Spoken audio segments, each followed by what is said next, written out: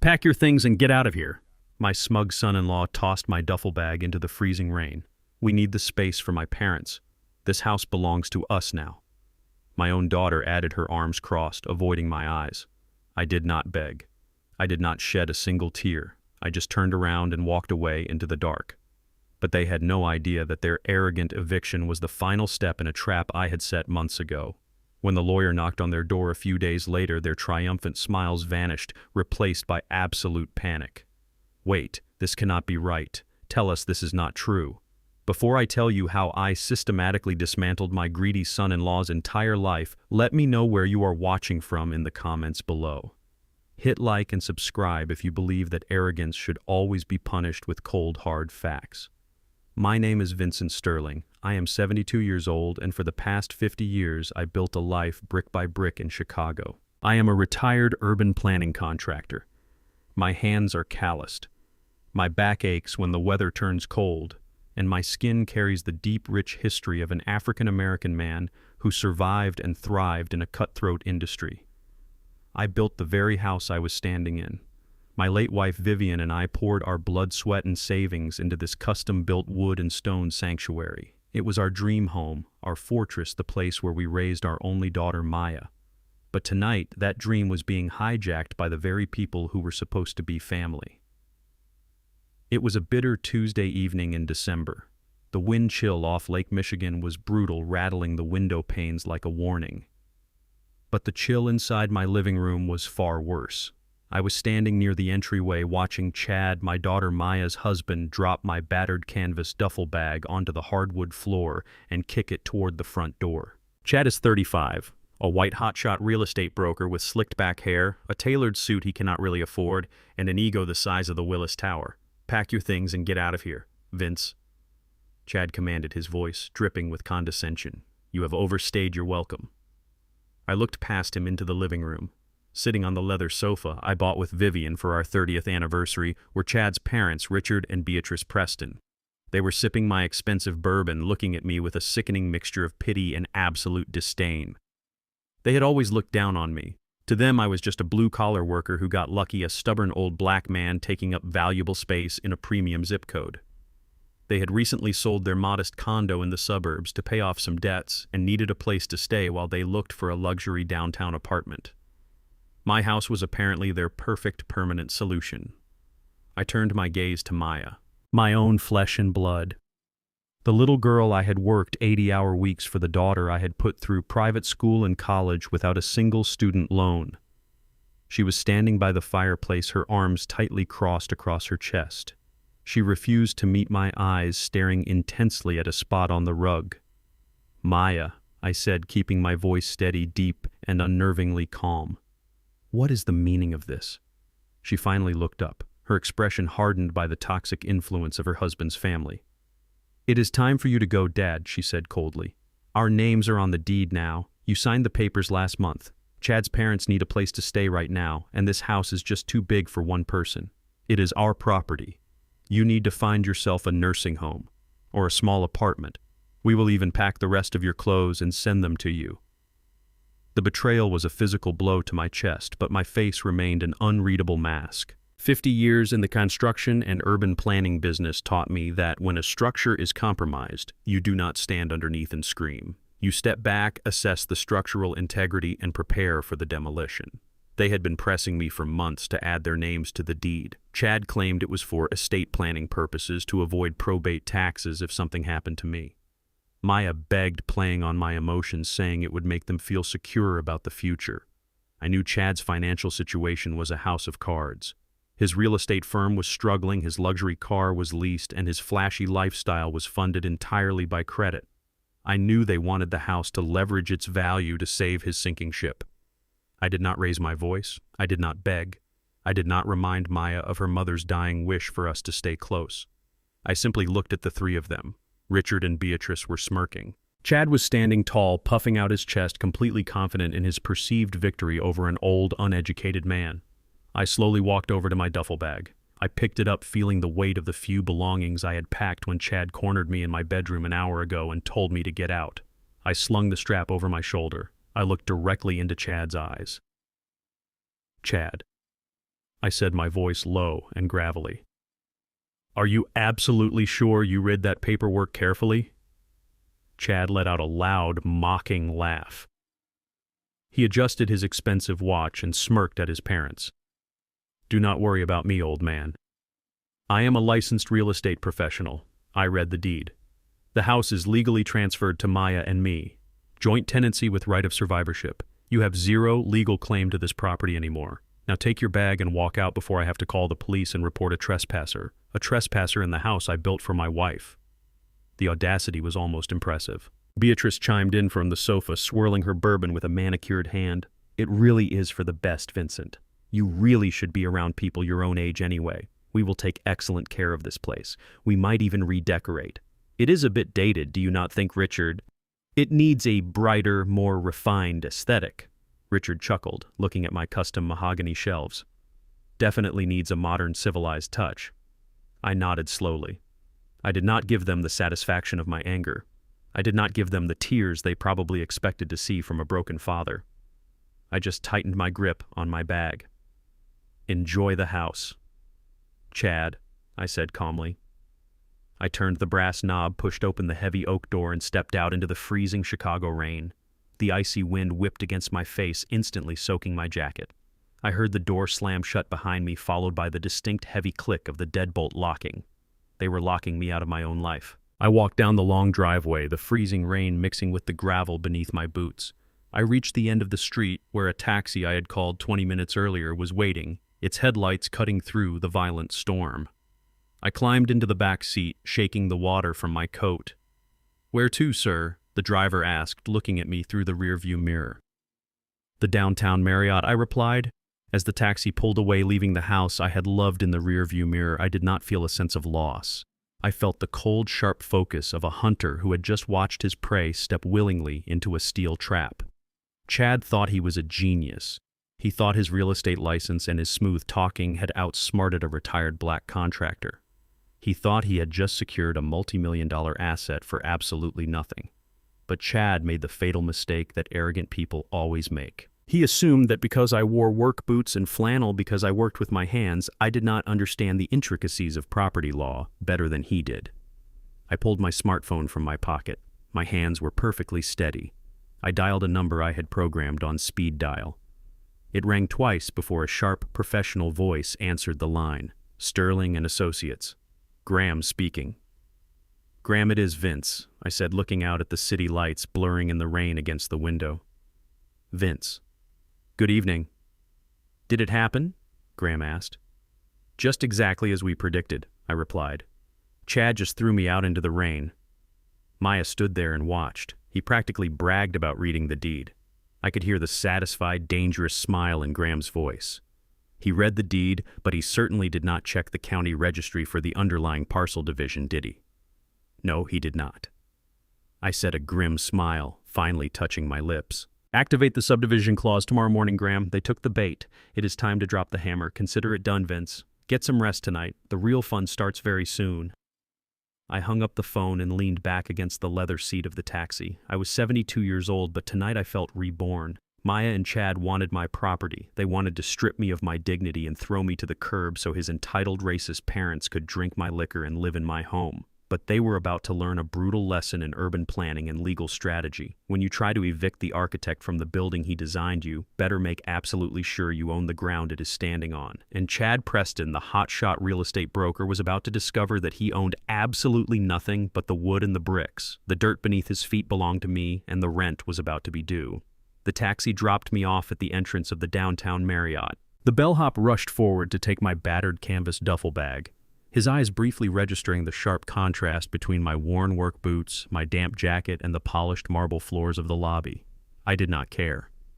I walked straight up to the reception desk, pulled out my old leather wallet, and handed the clerk a solid metal American Express Centurion card. The heavy black card clinked against the marble counter. The young clerk's professional smile faltered for a fraction of a second before morphing into absolute deference. Suddenly, the old black man in the wet clothes was not a vagrant asking for directions. He was a VIP. I took the private elevator up to the penthouse suite. As I poured myself a glass of sparkling water and looked out over the glittering Chicago skyline, I thought about Chad. My arrogant, foolish son-in-law genuinely believed I was just an uneducated carpenter, a relic from a bygone era who spent his entire life swinging a hammer. He saw my calloused hands, heard my quiet demeanor, and assumed a total lack of intellect. He never bothered to look up the name Vincent Sterling in the city archives. If he had done his research, he would have learned that I did not just swing a hammer. I spent 40 years as a senior urban planner and commercial contractor for the city of Chicago. I navigated complex zoning laws, parcel subdivisions, and commercial land development long before Chad even knew how to tie his own shoelaces.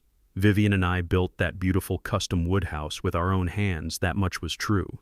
But the dirt it sits on, the prime $3 million acre of land nestled in one of the city's most coveted and expensive neighborhoods, does not belong to the physical house. It belongs to Sterling Holdings, a private limited liability company of which I am the sole and absolute owner. Chad forced me to sign over the deed to the physical structure. He now legally owned the bricks, the wood, the roof, and the plumbing, but he did not own a single blade of grass beneath it. The legal term for this is a ground lease, and Chad's lease was about to become his worst nightmare. My phone buzzed on the glass coffee table, breaking the silence of the luxury suite. The screen flashed with Chad's name. I let it ring 3 times, enjoying the view of the city before slowly sliding my finger across the glass to answer. "Listen to me, old man." Chad's voice barked through the speaker, thick with unearned authority and disrespect. "I am looking at the mail we just brought in from the porch. There is an electricity bill here for $400 from last month. You need to pay this immediately." I took a slow sip of my water. "Is that right?" I replied, my voice dangerously calm. "Do not play games with me, Vince," Chad sneered. "Maya and I are the legal owners of this property now. We have no obligation to pay your past debts. We are already doing you a massive favor by not coming after you for property damage for the scratches on the hardwood floors in the hallway. You pay this electrical bill by tomorrow morning, or I will have my lawyers send you a formal demand letter. You are lucky we are letting you walk away cleanly." I listened to the smug satisfaction radiating from his voice. He was practically vibrating with the thrill of bullying an old man. He felt powerful. He felt completely invincible, standing in my living room drinking my liquor surrounded by his pretentious parents. "Chad," I said, keeping my tone perfectly flat and devoid of emotion, "have your lawyers read the county property files very, very carefully before they draft that demand letter. Have a good night." I pressed end. I did not wait for his response. I blocked his number immediately. There is no point in arguing with a man who is actively digging his own grave. You just stand back and hand him a bigger shovel. I slept deeply that night. The king-sized bed was comfortable, but it was the profound peace of a flawless, devastating strategy that truly rested my bones. I woke up just after sunrise. I ordered dark coffee and a quiet breakfast to the room, watching the morning light wash over the skyscrapers. I was just reviewing an email from my lawyer Graham confirming that the subdivision documents had been officially pulled from escrow when my phone chimed with a text message. It was from Marcus, my old neighbor who lived across the street from my house. The message contained a video file and a short, frantic text.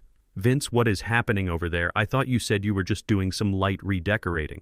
I tapped the video to play it. The footage was shaky shot from Marcus's front porch, but the audio and visuals were crystal clear. A heavy yellow backhoe excavator was parked on my front lawn. Its thick metal tracks were tearing deep, muddy gashes into the pristine grass I had manicured for decades. But the machine was not just tearing up the lawn. It was positioned directly in front of the southern bay windows, right where Vivian's rose garden stood. Vivian had planted those roses 30 years ago.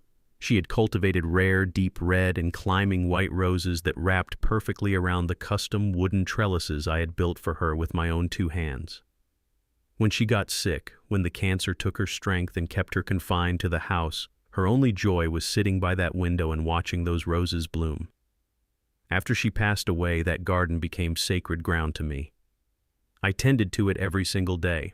Maya knew this. My daughter knew that garden was her mother's living legacy. In the video, Chad was standing on the porch holding a cup of coffee, wearing a tailored winter coat. He was pointing his finger aggressively, directing the excavator operator. Beatrice and Richard, his parents, were standing next to him, pointing at the flowers and laughing. "Tear it all out," Chad shouted over the roar of the heavy diesel engine. "The whole bed. Rip it up. We need the ground leveled for my parents' new swimming pool. Clear out all those ugly, thorny bushes right now." I watched the heavy metal teeth of the excavator bucket drop. I watched it violently rip into the earth, tearing the wooden trellises from the brick walls, shattering the timber, and uprooting 30 years of my dead wife's love in a single brutal motion. The beautiful red petals were crushed into the freezing mud under the heavy steel treads. Maya walked out onto the porch. She looked at the destroyed garden, the torn-up earth where her mother used to spend her afternoons.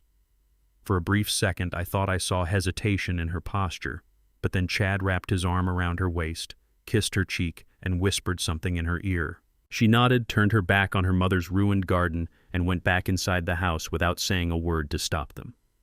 The video ended. The screen went black. I sat in the utter silence of my penthouse suite. I did not shout. I did not throw my phone across the room. The cold, calculated patience that had guided me through the previous night vanished, entirely replaced by an absolute freezing fury. They did not just want my house. They wanted to erase my history. They wanted to pave over Vivian's memory with concrete so his entitled parents could have a place to swim in the summer. And Maya, the daughter we raised, stood by and let them desecrate her mother's life work just to please her arrogant husband. I picked up the phone and dialed Graham's number. He answered on the first ring. "Good morning, Vince. The paperwork is filed with the city. We are ready to move on your signal. We can send the formal legal notice by certified mail later this week," Graham said cheerfully. "Change of plans." "Graham," I said. My voice sounded foreign even to my own ears. It was heavy, dark, and completely devoid of mercy. "Do not mail the notice. I want it delivered in person. Today." Graham paused, sensing the sudden violent shift in my tone. "Did something happen, Vince?" "They dug up Vivian's roses," I said. There was a heavy, respectful silence on the line. Graham had been my corporate lawyer and friend for 20 years. He knew exactly what those roses meant to me. He knew what they represented. "I understand," Graham said softly, "all business now. Chad is hosting a housewarming party this afternoon to show off his new free mansion to his wealthy real estate investors and colleagues." I continued looking at the video thumbnail of the destroyed garden on my screen. "I want you to walk right into that party, Graham. I want you to walk right up to him in front of every single client he is trying to impress, and I want you to drop the guillotine." "I will be there at 3 o'clock sharp," Graham promised. I hung up the phone. I walked over to the floor-to-ceiling window and looked down at the streets far below. Chad Preston thought he had successfully evicted a helpless, clueless old man. He thought he could bulldoze my past to build his own luxurious future.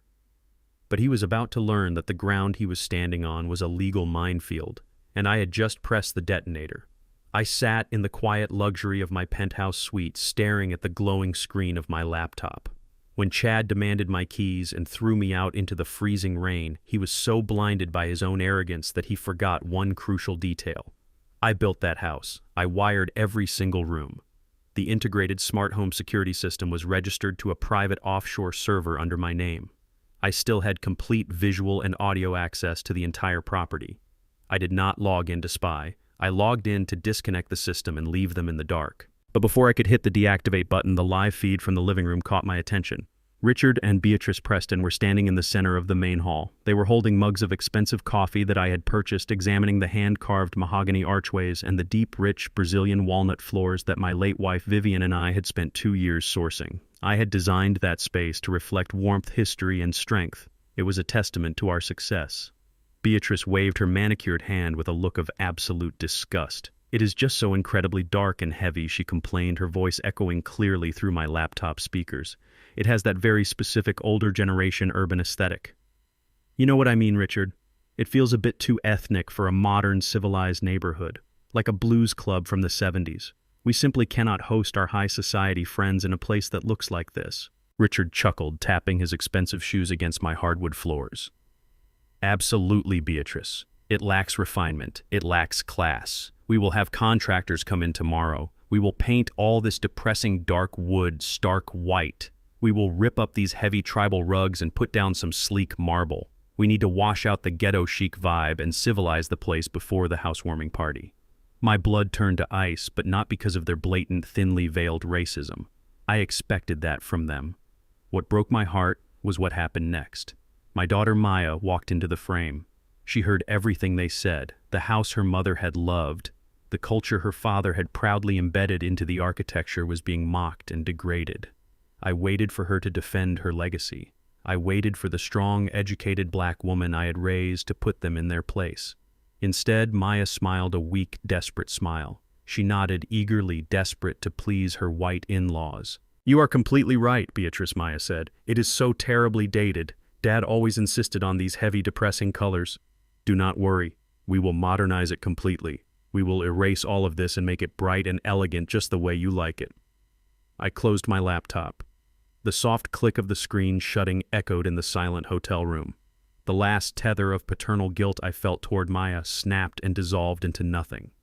She had traded her heritage, her pride, and her mother's memory for the shallow acceptance of people who would never truly see her as an equal. They wanted to erase my history. They wanted to whitewash my legacy. I decided right then that I would not leave them a single wall to paint. I took a hot shower, shaved, and put on a tailored charcoal suit that commanded respect in any boardroom. I left the hotel and flagged down a taxi, giving the driver the address to the Chicago Department of City Planning. I had spent 4 decades walking those marble halls. I knew the security guards, the zoning clerks, and the directors. I knew the bureaucratic machine better than the arrogant real estate brokers who thought they ran the city. I walked straight up to the executive floor and entered the office of Harrison Vance, the regional director of infrastructure. Harrison and I went way back. For the last 5 years, Harrison had been calling my personal phone every few months, begging me to sell my property. The city had a massive multi-billion-dollar highway expansion project approved and funded. They needed to build a massive off-ramp to alleviate downtown traffic, and my specific acre of land was the exact geographical choke point blocking their blueprints. For 5 years, I told the city the land was absolutely not for sale at any price. Vivian had loved that plot. Her soul rested in the soil of her rose garden. But Vivian's garden was gone, violently destroyed by Chad's bulldozer just a day ago. The land was just dirt now, dirt that was about to serve a very specific, highly destructive purpose. Harrison nearly dropped his coffee mug when I walked into his office. "Vince," he said, his eyes wide with surprise. "What brings you out of retirement?" I sat down in the leather chair across from his desk, resting my hands on my cane. "Print the acquisition contracts, Harrison," I said, my voice steady and cold. "I am ready to sell you the ground lease." Harrison could barely contain his excitement. The city had previously authorized a hostile eminent domain takeover, but they desperately preferred a clean voluntary sale to avoid years of negative press and litigation. He pulled up the documents immediately. The standing offer was $4 million direct wire transfer cleared within 48 hours. I read the contract thoroughly. It was airtight. But I had one non-negotiable condition. "Harrison, I am selling you the land," I explained. "The dirt, the legal ground lease. But there is a physical structure sitting on this land that legally belongs to someone else. A man named Chad Preston." I signed the deed to the physical house over to him. Harrison frowned, pausing with his pen hovering over the paper. "That complicates things, Vince. The city needs the land completely cleared for the heavy machinery. We cannot have a squatter tying us up in court over a residential building." "He is not a squatter," I said smoothly. "He is the legal owner of the bricks and the wood. But you and I both know Municipal Code Section 4B perfectly. If the underlying land is acquired by the city for critical state infrastructure, the owner of any standing structure has exactly 30 days to relocate their building. If they do not physically move the house off the newly acquired city property, the city will demolish it at the structure owner's expense." Harrison looked at me, a slow, understanding smile spreading across his face. He realized exactly what I was doing. "You want us to issue an expedited clearance mandate," he said. "I want the notice drafted, stamped, and delivered today," I said, picking up the pen and signing my name on the $4 million transfer deed. The ink dried quickly. I was now $4 million richer. But more importantly, the city of Chicago was now the absolute legal owner of the land beneath Chad Preston's feet. The bureaucratic machinery of the city moves incredibly slow for ordinary citizens, but when they have a multi-billion-dollar highway project on the line, they move like a loaded freight train. Harrison stamped the approval with a heavy thud. "A city marshal will deliver the 30-day demolition mandate this afternoon," Harrison assured me. "If this Chad Preston does not physically lift his custom house and move it off our property in exactly 30 days, we will crush it into dust. And we will send him the bill for the bulldozer fuel and the debris removal." I thanked Harrison, shook his hand, and walked out of the building. The freezing Chicago wind felt strangely refreshing against my face. Chad thought he was a genius.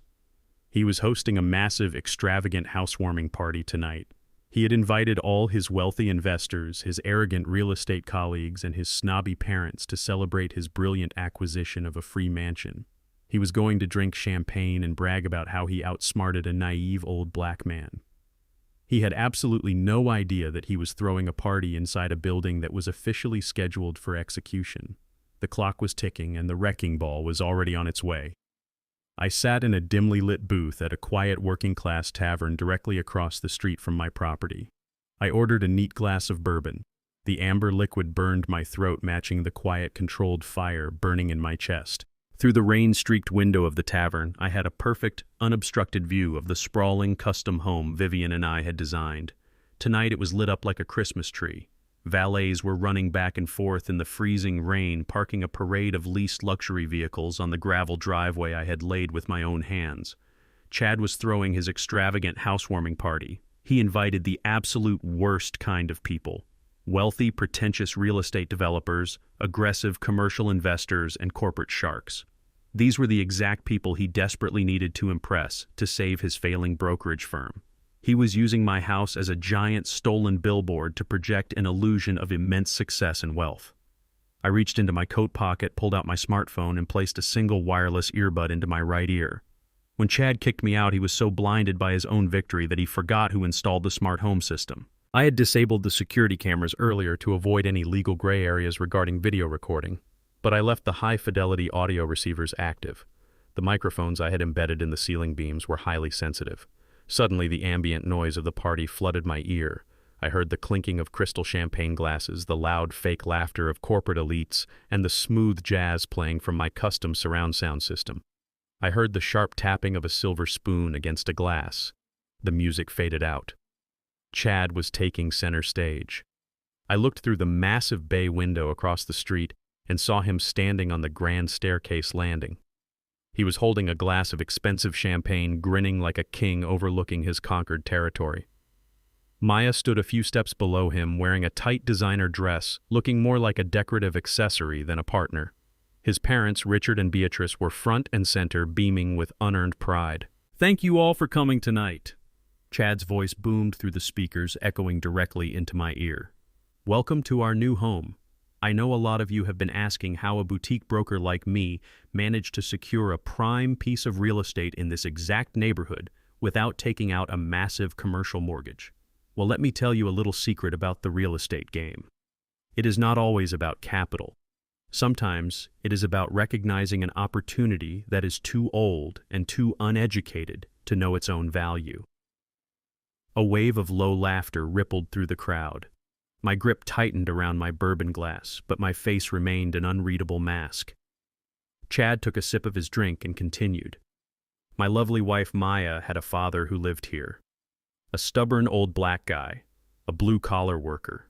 He hammered nails for a living and somehow stumbled into this zip code decades ago before the property values skyrocketed. He was sitting on a gold mine but had absolutely zero financial literacy, so we did what any smart, aggressive investor would do. We convinced the old man he needed our protection. A few papers pushed across a dining table, a little legal jargon he could not possibly comprehend, and boom. He signed the deed over to us completely free of charge. We evicted him a few days ago. It was the easiest acquisition of my entire career. I literally got a multi-million-dollar mansion for free." The crowd erupted into applause and cheers. I saw investors clapping him on the back through the window. They loved it. To them, I was not a human being. I was not a father who had sacrificed everything for his family. I was a foolish obstacle that had been successfully neutralized. I was the punchline to a cruel joke told by a mediocre white broker who had never built a single thing in his entire miserable life. I listened to my own daughter stay completely silent while her husband publicly humiliated my legacy. Maya did not defend me. She did not correct him. She just smiled, raised her glass, and soaked in the approval of people who would never respect her. She had completely sold her soul for a seat at their table. The bell above the tavern door chimed. I did not look away from the window. A man slid into the leather booth across from me. It was Graham, my corporate attorney. He was wearing a sharp, tailored navy suit that cost more than the cars parked across the street. He shook the rain from his expensive umbrella and placed a thick black leather briefcase on the table between us. He looked through the window at the glowing house, then looked back at me.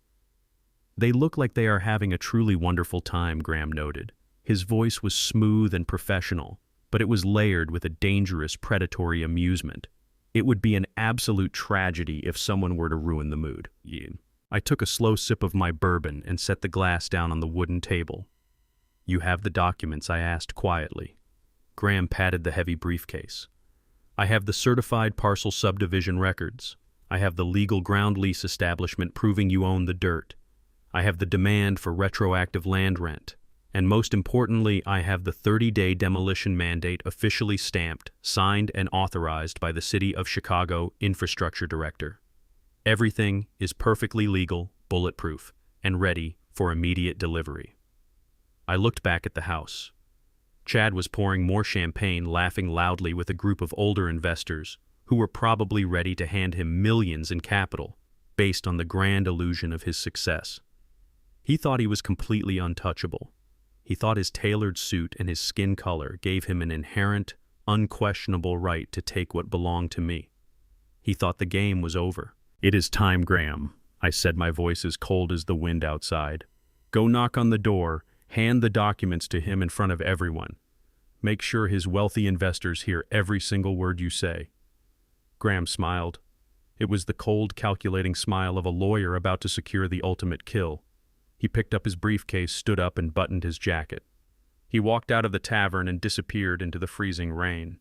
I sat alone in the booth, my eyes fixed firmly on the massive oak front door of my house. I watched Graham cross the street, his dark silhouette cutting through the harsh glare of the streetlights. He walked past the confused valets, stepped around the luxury cars, and walked up onto the wide front porch. Through the audio feed in my ear, the loud, arrogant chatter of the party continued. People were discussing stock portfolios and vacation homes. Chad was bragging loudly about his next big commercial development.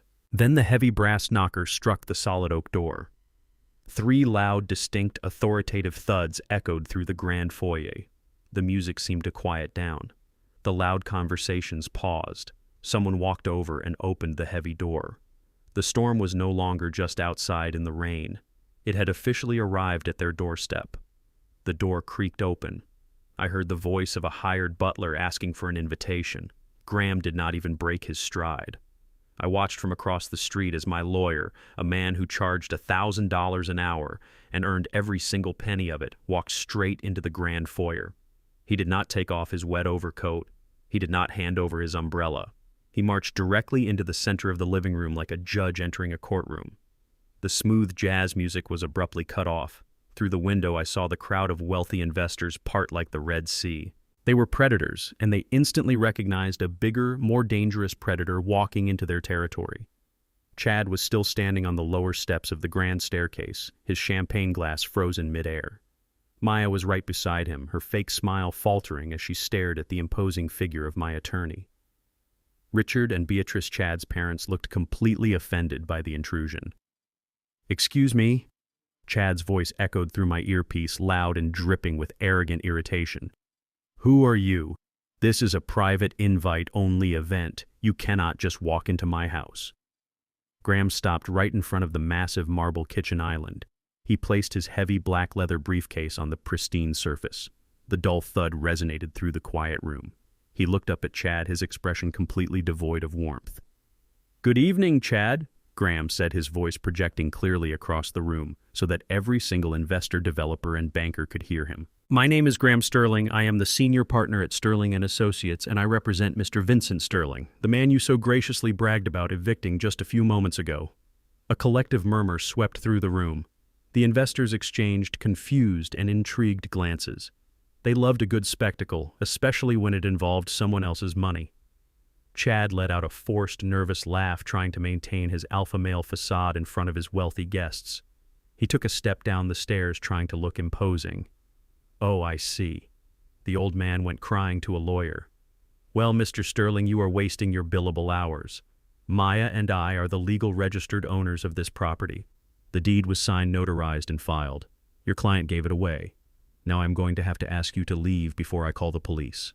Graham did not flinch. He did not raise his voice. He simply popped the 2 brass locks on his briefcase. The sharp clicks echoed in the silent house. He reached inside and pulled out a thick, heavy stack of legal documents bound by a thick rubber band. He tossed the stack onto the marble counter. It landed with a heavy smack that made Beatrice jump. "Congratulations," Chad Graham said, his tone sharp and lethal. "You are absolutely correct. You and your wife are the sole legal owners of the physical structure of this house. You own the brick walls, the custom mahogany arches, the roof shingles, and the Brazilian walnut floors you are currently standing on. It is a beautiful shell." Chad smirked, looking around at his guests as if he had just won an argument. "Exactly. We own the house. So get out." Graham held up a single finger, stopping Chad in his tracks. "You own the structure, Chad, but you do not own a single centimeter of the dirt it is sitting on." The smirk vanished from Chad's face. The room went dead silent. Graham picked up the first document and held it up. "My client, Mr. Vincent Sterling, is a former senior urban planner for the city of Chicago. 30 years ago, before this house was even a blueprint, he filed a parcel subdivision. He legally separated the physical structure of the home from the underlying land. He placed the land, 1 full acre of prime, $3 million real estate, into a private limited liability company." I sat in the dark tavern across the street, taking a slow sip of my bourbon. Through the window, I could see the exact moment the blood drained from Chad's face. His pale skin turned the color of ash. Beside him, Maya gripped the banister, her eyes wide with sudden terror. "That is a lie," Chad stammered, his voice losing all its previous boom and authority. He scrambled down the remaining steps and rushed to the marble island. I read the deed. I read the transfer of ownership. It said we have joint tenancy. "You read the residential transfer deed," Graham corrected him smoothly, handing him a highlighted page from the stack. "But because you were so blinded by your own greed and because you assumed my client was just a foolish, uneducated carpenter, you did not bother to check the county land registry. If you had done your due diligence as a so-called real estate professional, you would have seen the ground lease." The investors in the room started whispering loudly. These were seasoned real estate sharks. They knew exactly what a ground lease meant. They knew that owning a house on someone else's land was the ultimate financial death trap. I could hear their low voices through the earpiece. They were mocking him. They were realizing that the hotshot broker they thought was a genius was actually a complete amateur who had just walked blindly into a devastating legal snare. Chad grabbed the paper from Graham's hand. His eyes darted frantically across the legal jargon. His hands began to shake so violently that the paper rattled. "Look at page 4, section B." Graham instructed, his voice echoing like a judge handing down a sentence. The clause titled "Severance of Improvements from Real Property." It explicitly states that the transfer of the residential structure does not include the transfer of the parcel of land. Chad's eyes locked onto the bottom of the page. He stopped breathing. And right there at the bottom of that specific page, Graham continued relentlessly, "is your own signature. You signed it, Chad. You legally acknowledged that you were taking ownership of a house suspended in thin air with zero rights to the earth beneath it. You do not have a driveway. You do not have a front lawn. You do not even have the dirt beneath this marble floor. You own a very expensive wooden box sitting on my client's private property." No, this cannot be right," Chad gasped, his voice cracking. He flipped through the pages frantically, ripping the staples, looking for a loophole, a mistake, anything to save him from the absolute humiliation unfolding in front of his most important financial backers. "Maya, tell him this is not true. Your dad would not do this." Maya was completely frozen. She looked at the documents, then at Graham, and then she looked out the front window directly toward the dark street. She knew I was out there somewhere. She knew I had planned this perfectly. Richard and Beatrice pushed their way through the crowd of whispering guests. "What is going on, Chad?" Richard demanded, his face red with anger and confusion. "What does he mean we do not own the land? We sold our condo for this." Graham ignored the parents and kept his eyes locked on Chad. "You stood up here tonight and bragged about how easy it was to trick an old black man out of his wealth. You called him uneducated. You called him foolish. But Mr. Vincent Sterling designed this legal trap 20 years ago, long before he even met you. He built this house and he knew exactly how to protect it from scavengers like you." I watched from the tavern window as Chad physically stumbled backward, bumping into the counter. The champagne glass he had been holding so triumphantly just minutes ago slipped from his trembling fingers and shattered against the Brazilian walnut floor. The sharp crash of the crystal breaking was the loudest sound in the room. The grand illusion was shattered. The wealthy investors were already stepping away from him, pulling out their phones, whispering to their partners. They were distancing themselves from a sinking ship. No one was going to invest a single dime in a broker who did not even know how to read a basic land deed. Chad looked around the room, his eyes wild like a trapped animal. The arrogance was completely gone, replaced by pure, suffocating panic. But Graham was not finished. The ground lease was just the beginning. The real punishment, the absolute financial destruction, was still sitting in Graham's briefcase, waiting to be delivered. I tapped my fingers against the tavern table, a cold smile forming on my lips. The trap had snapped shut, and now it was time to tighten the steel jaws. The shock in the grand foyer only lasted for about 10 seconds before Chad's panic mutated into pure, unadulterated rage. I watched through the tavern window as his face went from ash gray to a violent, blotchy red. His survival instinct kicked in, but because he was arrogant and cornered, his instinct was to scream. "Get the hell out of my house!" Chad bellowed, pointing a trembling finger at the front door. "I am not playing these stupid legal games. You and that bitter old man manufactured some fake paperwork to humiliate me in front of my guests. I am calling the police right now and having you arrested for trespassing and harassment." Beatrice, his mother, quickly joined the chorus. "Yes, get out immediately. This is our son's property. You are ruining a beautiful evening with this ghetto nonsense." I took another slow sip of my bourbon. They were thrashing like fish in a net. Graham did not move a single inch. He just stood there, a perfectly tailored monument to impending doom. The wealthy investors in the room were watching him closely. They knew a bluff when they saw one, and Graham Sterling was definitely not bluffing. "Call the police, Chad." Graham said, his voice terrifyingly calm. "Please do. The officers will gladly verify the county stamps on these documents. But before you dial 911, you might want to listen very closely to what I have to say next. Because the ground lease was just the prologue. We have not even reached the main event." Chad hesitated. His hand hovered over his phone.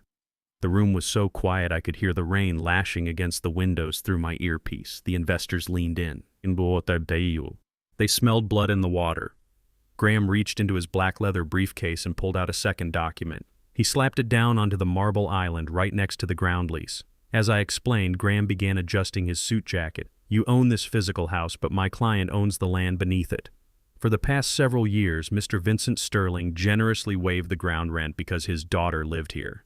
However, by legally forcing him to sign over the structural deed and violently evicting him into the freezing rain, you effectively terminated that grace period." Chad stared at the paper, his breathing shallow and erratic. "What are you talking about?" he stammered. "I am talking about rent," Chad Graham replied, speaking slowly as if addressing a slow child. "According to the terms of the private LLC that owns this acre of prime Chicago real estate, any structure occupying this space without a grace waiver is subject to commercial ground rent. Because this is a premium lot, that rent is $15,000 a month. And since you assumed full ownership of the structure and evicted the landowner, your first month is due right now, $15,000 a month." The number echoed through the grand foyer. Maya gasped, covering her mouth with her hands. Richard and Beatrice looked like they were going to faint. Chad stepped back, shaking his head frantically. "I am not paying that," Chad yelled, his voice cracking with desperation. "That is extortion. I will take this to court. I will tie you and that old man up in litigation for years. I will drag this out until he is dead." Graham actually smiled. It was a terrifying sight, a shark showing its teeth. "You cannot take this to court," Chad Graham said softly, "because Mr. Sterling does not own this land anymore." The silence that followed was absolute. I tapped my fingers on the tavern table, feeling a profound sense of satisfaction. The final trapdoor was opening. Chad blinked, his confusion momentarily overriding his rage. "What do you mean he does not own it? You just said he owns the LLC." "He did," Graham corrected him, "until this morning. At 9 a.m. today, Mr. Vincent Sterling officially sold the entire parcel of land to the City of Chicago Department of City Planning for $4 million. The city desperately needs this exact acre for the new highway expansion project. The transaction is complete. The funds have cleared. You are no longer dealing with an old black man you think you can bully. You are now illegally squatting on property owned by the municipal government of Chicago." I watched Chad's knees physically buckle. He had to grab the edge of the marble island to keep from collapsing onto the floor. Maya let out a quiet sob. Graham pulled the final, most devastating document from his briefcase. It was a bright yellow sheet of paper bearing the official seal of the city infrastructure director. He slid it across the marble directly into Chad's trembling hands. "This is an expedited clearance mandate," Graham announced. "The city of Chicago does not care about your custom mahogany arches or your Brazilian walnut floors. They care about building an off-ramp. By law, as the owner of the physical structure, you have exactly 7 days to lift this entire mansion off its foundation and move it to another location." 7 days, Chad whispered, his eyes wide with unadulterated horror. "That is impossible. You cannot move a house this size in 7 days. It would cost hundreds of thousands of dollars. I do not have a plot of land to put it on." "That sounds like a personal problem," Chad Graham said coldly. "Because if this structure is not completely removed from city property by next Tuesday, the city will bring in the bulldozers and crush it into dust. And as the legal owner of the structure, you will be billed $150,000 for the demolition and debris removal fees." The devastation was absolute. Chad Preston, the arrogant broker who thought he had secured a free mansion, had actually acquired a massive pile of worthless wood and brick that was scheduled for execution. He was legally trapped. If he stayed, he owed $15,000 in rent and would face municipal charges. If he did not move the house, it would be destroyed and he would be slapped with a $150,000 demolition bill that would instantly bankrupt him. He had thrown me out into the rain to steal my legacy, and in return I had handed him a financial death sentence. But the true destruction of Chad Preston did not come from the documents. It came from the audience. I watched through this tavern window as Marcus Thorne, a billionaire commercial developer and Chad's biggest potential investor, stepped forward from the crowd. Marcus was a ruthless businessman. He did not care about family drama, but he cared deeply about competence. And Chad had just proven himself to be the most incompetent man in Chicago. Chad Marcus said, his voice loud and clear over the audio feed. "You pitched us on your brilliant acquisition strategies. You wanted us to give you $20 million in capital for your new commercial fund. You stood there 10 minutes ago and bragged about how you secured this property for free by outsmarting your father-in-law."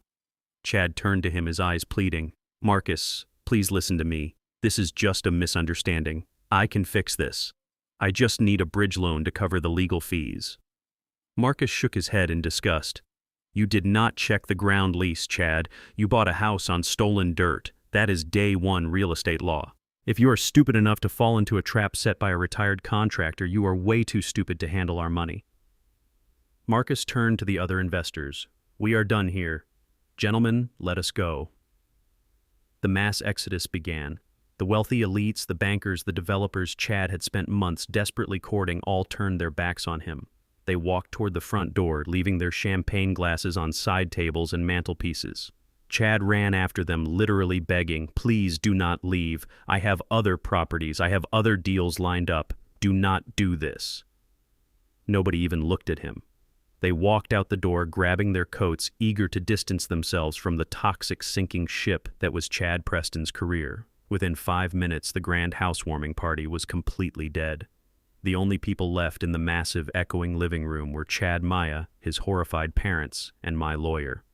Graham snapped his briefcase shut. It was the sound of a coffin closing. "You have 7 days, Chad Graham said, walking calmly toward the front door. "I highly suggest you start packing. I hear cardboard boxes are cheap this time of year." Graham walked out into the rain, leaving the front door wide open. I sat in the tavern watching the cold wind blow into the grand foyer of my former home. Chad fell to his knees on the Brazilian walnut floor, burying his face in his hands. His mother Beatrice was screaming at him, demanding to know where they were going to live. Maya stood frozen, staring at the empty driveway where all the luxury cars were quickly driving away. They wanted to erase my history. Instead, they had completely erased their own future. And I was just getting started. Through my earpiece, the grand foyer of my house sounded like a sinking ship. The heavy oak door had clicked shut, sealing my daughter, her arrogant husband, and his pretentious parents inside a tomb of their own making. I took the last sip of my bourbon, letting the slow burn ground me. I did not leave the tavern booth. I sat perfectly still in the dim light, watching the rain wash over the tavern window. I wanted to hear every single second of their empire collapsing. Beatrice was the first to break the heavy silence. Her voice was shrill, completely stripped of that refined, high society tone she had practiced so carefully all evening. "What do you mean we have 7 days, Chad?" She was practically hyperventilating, her breathing ragged and loud over the audio feed. "Richard and I sold our condominium. We transferred the equity directly into your brokerage account to help you leverage this property. We have nowhere else to go. We gave up everything to move into this mansion." I could hear the frantic pacing of Chad's expensive leather shoes against the Brazilian walnut floors. "Calm down," Mother Chad snapped. His voice was trembling with barely suppressed panic, but he was still trying to play the alpha male. "I am going to fix this. It is a bluff. It has to be a bluff. The city cannot just demolish a custom-built home. There are injunctions. There are historical preservation stays. I just need to make a few phone calls." Richard did not share his son's delusional optimism. "A bluff," Richard yelled, his voice echoing off the mahogany walls. "Did you not see the official city infrastructure seal on that mandate? Did you not hear Marcus Thorne, your biggest investor, laugh in your face and walk out the door? You told us this was a done deal. You told us that uneducated old man practically handed you the keys because he was too stupid to know what he was signing. Now you are telling me we are squatting on city property and owe $15,000 in rent by tomorrow morning." The panic in the room quickly mutated into a vicious, ugly blame game. And because Chad was a coward who could never take responsibility for his own failures, he turned his crosshairs directly on the easiest target in the room. He turned on my daughter. "This is your fault, Maya," Chad roared. The sudden aggression in his voice made me grip the edge of the tavern table. I listened closely, every muscle in my body tensing. "My fault," Maya cried out, her voice cracking with disbelief. "How is this my fault? I did exactly what you told me to do. I convinced him to sign the deed. I stood there and watched you throw my own father out into the freezing rain just so your parents could have his bedroom." "You left out one massive detail," Chad spat back, his tone dripping with venom. "You told me he was just a carpenter. You told me he poured concrete and hammered nails for a living. You never once mentioned that your father was a senior urban planner who spent 40 years writing the exact municipal codes that are currently suffocating us. You knew he owned that limited liability company. You knew about the ground lease." "I did not know." Maya sobbed. "He never talked to me about his business structure. He just provided for us. He just paid for my private school and my college. I thought he was just a lucky contractor. You are the licensed real estate broker, Chad. You were the one who brought the paperwork to the dining table. You were the one who said you ran a full title search." "Shut up," Chad screamed. "Just shut up. You set me up. You and that sly fox of a father played me." He smiled in my face while he tied a legal noose around my neck. "I am completely ruined. My investors are gone. My firm is going to bleed out by Friday." I sat in the dark booth listening to my daughter weep. A part of me, the father who had held her when she scraped her knee, wanted to walk across the street, kick the door down, and pull her out of that toxic environment. But the man who had survived the brutal streets of Chicago, the man who knew that true lessons are only learned through absolute pain, stayed perfectly still. Maya had made her choice. She traded her loyalty and her heritage for the illusion of status among people who hated her. Now she had to navigate the wreckage she helped create. I finally left the tavern around midnight, taking a taxi back to my penthouse suite, but I did not sleep. I kept the audio feed running through the night. The house was a pressure cooker of severe anxiety. Nobody slept. I heard doors slamming, Beatrice crying hysterically in the guest bedroom, and Chad frantically pacing the living room floor, making desperate phone calls to other investors who all sent him straight to voicemail. The real reality check came the next morning. I was sitting at the glass dining table in my hotel room eating a hot breakfast and looking out at the city skyline. The audio feed picked up Chad dialing his personal attorney on speakerphone in the kitchen. He needed an aggressive shark, someone who could bully the city and tie me up in endless litigation. He called a high-powered defense lawyer named Miller, a man known for dragging out real estate disputes for years. "Miller, thank God you answered," Chad said, his voice hoarse and desperate. "I need you to file an emergency injunction against the City of Chicago Infrastructure Department. I also need you to draft a massive civil lawsuit against Vincent Sterling for fraudulent misrepresentation and bad faith dealing. He tricked me into signing a structural deed without disclosing the ground lease." There was a heavy sigh on the other end of the line. The speakerphone broadcasted Miller's voice perfectly. "Chad, I reviewed the documents you emailed me at 3 in the morning. All of them," Great Chad said eagerly. "So we can file the injunction today. We can block the demolition mandate before the end of the week." Listen to me very carefully, Chad Miller said, his tone devoid of any sympathy. I am not filing anything. I am not taking this case. What do you mean you are not taking the case? Chad demanded, his panic spiking again. You are my lawyer. I pay your retainer. Your retainer account is empty, Chad Miller replied coldly. And even if you handed me a blank check right now, I would not touch this radioactive mess with a 10-foot pole. I looked at the parcel subdivision. I looked at the ground lease.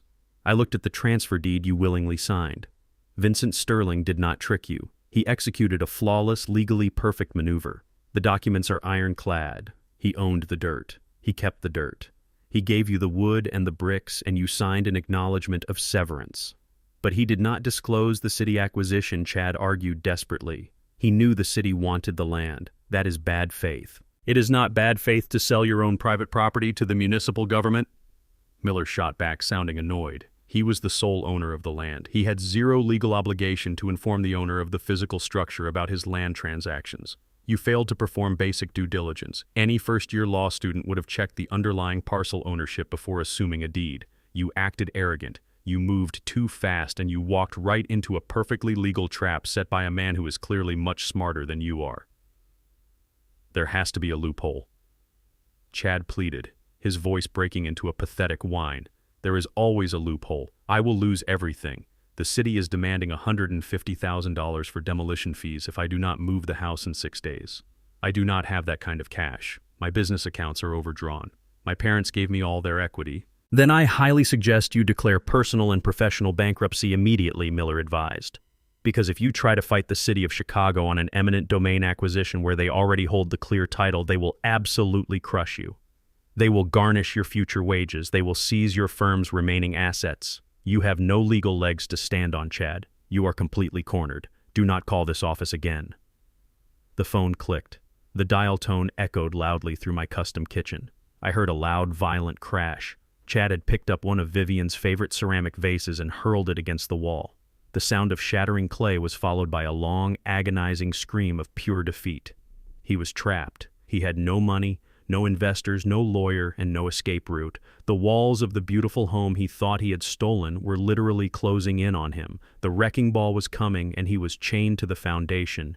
But he still had not suffered enough. I had one more financial blow to deliver, and it was going to break him in half.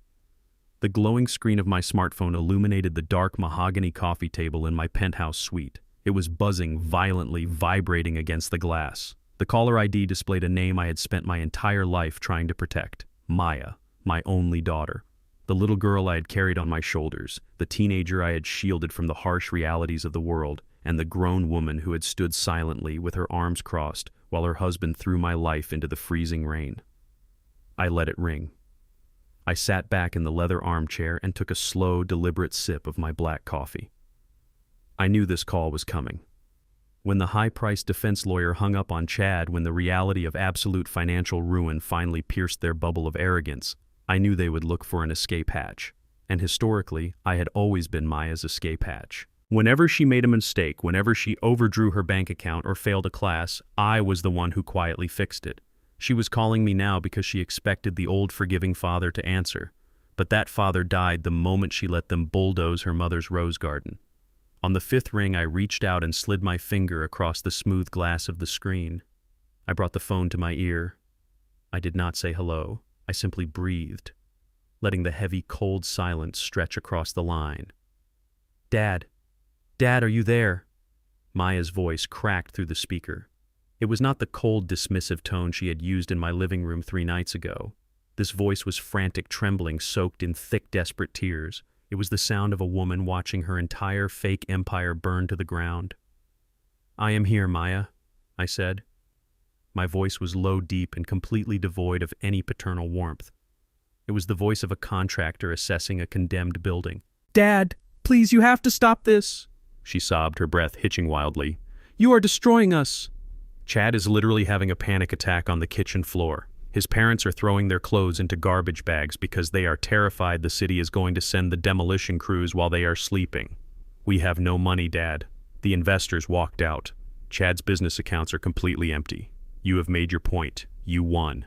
Please just call the city and reverse the sale. I am your daughter. I listened to her weep.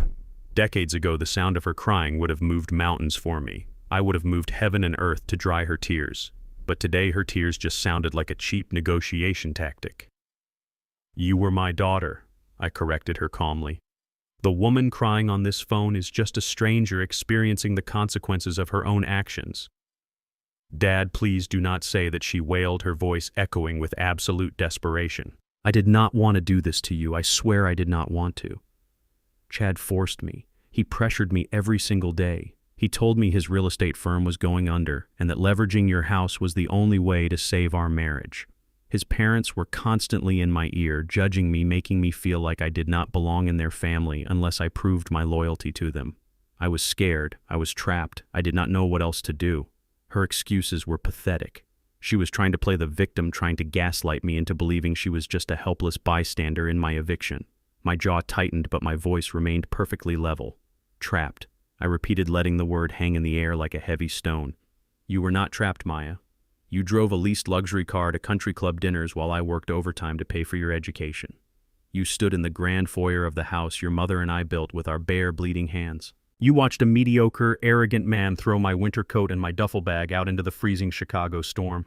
I looked at you, Maya.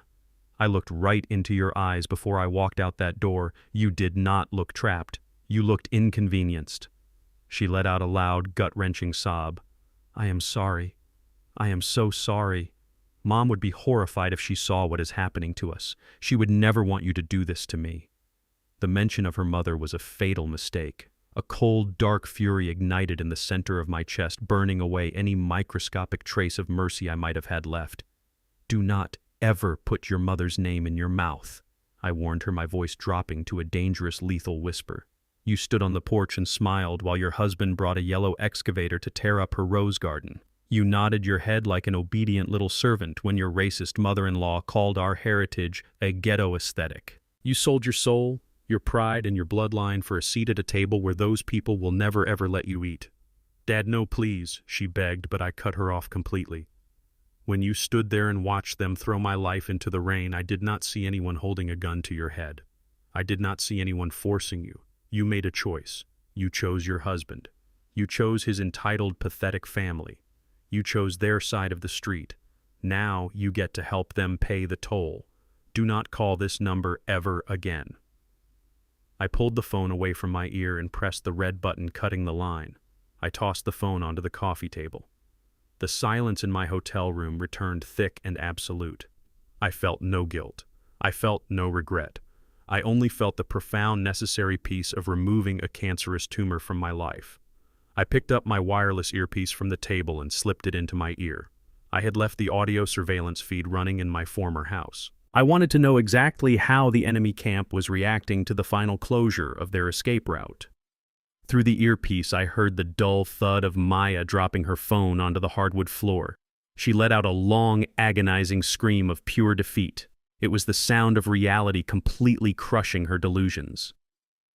"What did he say?" Chad's voice demanded. He sounded frantic, breathless, like a cornered animal. "Tell me he is calling off the city mandate. Tell me he is giving us the money." "He hung up on me," Maya cried, her voice muffled as if she had buried her face in her hands. "He does not care, Chad. He is not going to stop. We are dead. We are financially dead. We have to pack our things. We have to leave before the bulldozers get here." I heard the sound of glass shattering. Chad had picked up a heavy crystal decanter and hurled it against the stone fireplace. His fragile, unearned ego had completely shattered. He could not handle the fact that he had been outsmarted by the very man he considered beneath him. When entitled men realize their intelligence is a fraud, they always resort to violence. "I am not letting some stubborn old black man ruin my entire life," Chad roared, his voice trembling with a toxic mixture of panic and uncontrollable racist fury. "I am not losing my firm. I am not letting my parents become homeless because of his stupid legal tricks." "Chad, stop it," Maya pleaded. "There is nothing we can do. The lawyer said the paperwork is bulletproof. He owns the land." "I do not care about the paperwork," Chad screamed. "I know where he is. I heard him tell the taxi driver the night I kicked him out. He went to the downtown Marriott. I know the general manager at that hotel. I am going down there right now. I am going to find his room. I will drag him by his collar to the city planning office tomorrow morning and make him sign a reversal. He is just a weak, pathetic old man. I will break his jaw if I have to. I heard the heavy, rapid footsteps of Chad stomping toward the front door. I heard the deadbolt click open and the door slam shut with enough force to shake the walls. He was coming. I sat in my luxurious penthouse suite looking out at the city lights. I did not feel a single drop of fear. Chad thought he was hunting a helpless old man. He thought physical intimidation would magically erase the legal execution I had orchestrated. I stood up slowly, leaning my weight onto my polished wooden cane. I walked over to the suite's private landline and dialed the front desk. I did not call the police. That would be too easy. I wanted Chad to walk right into the lobby. I wanted him to attempt his little display of dominance, because a predator who relies on blind rage is the easiest thing in the world to trap.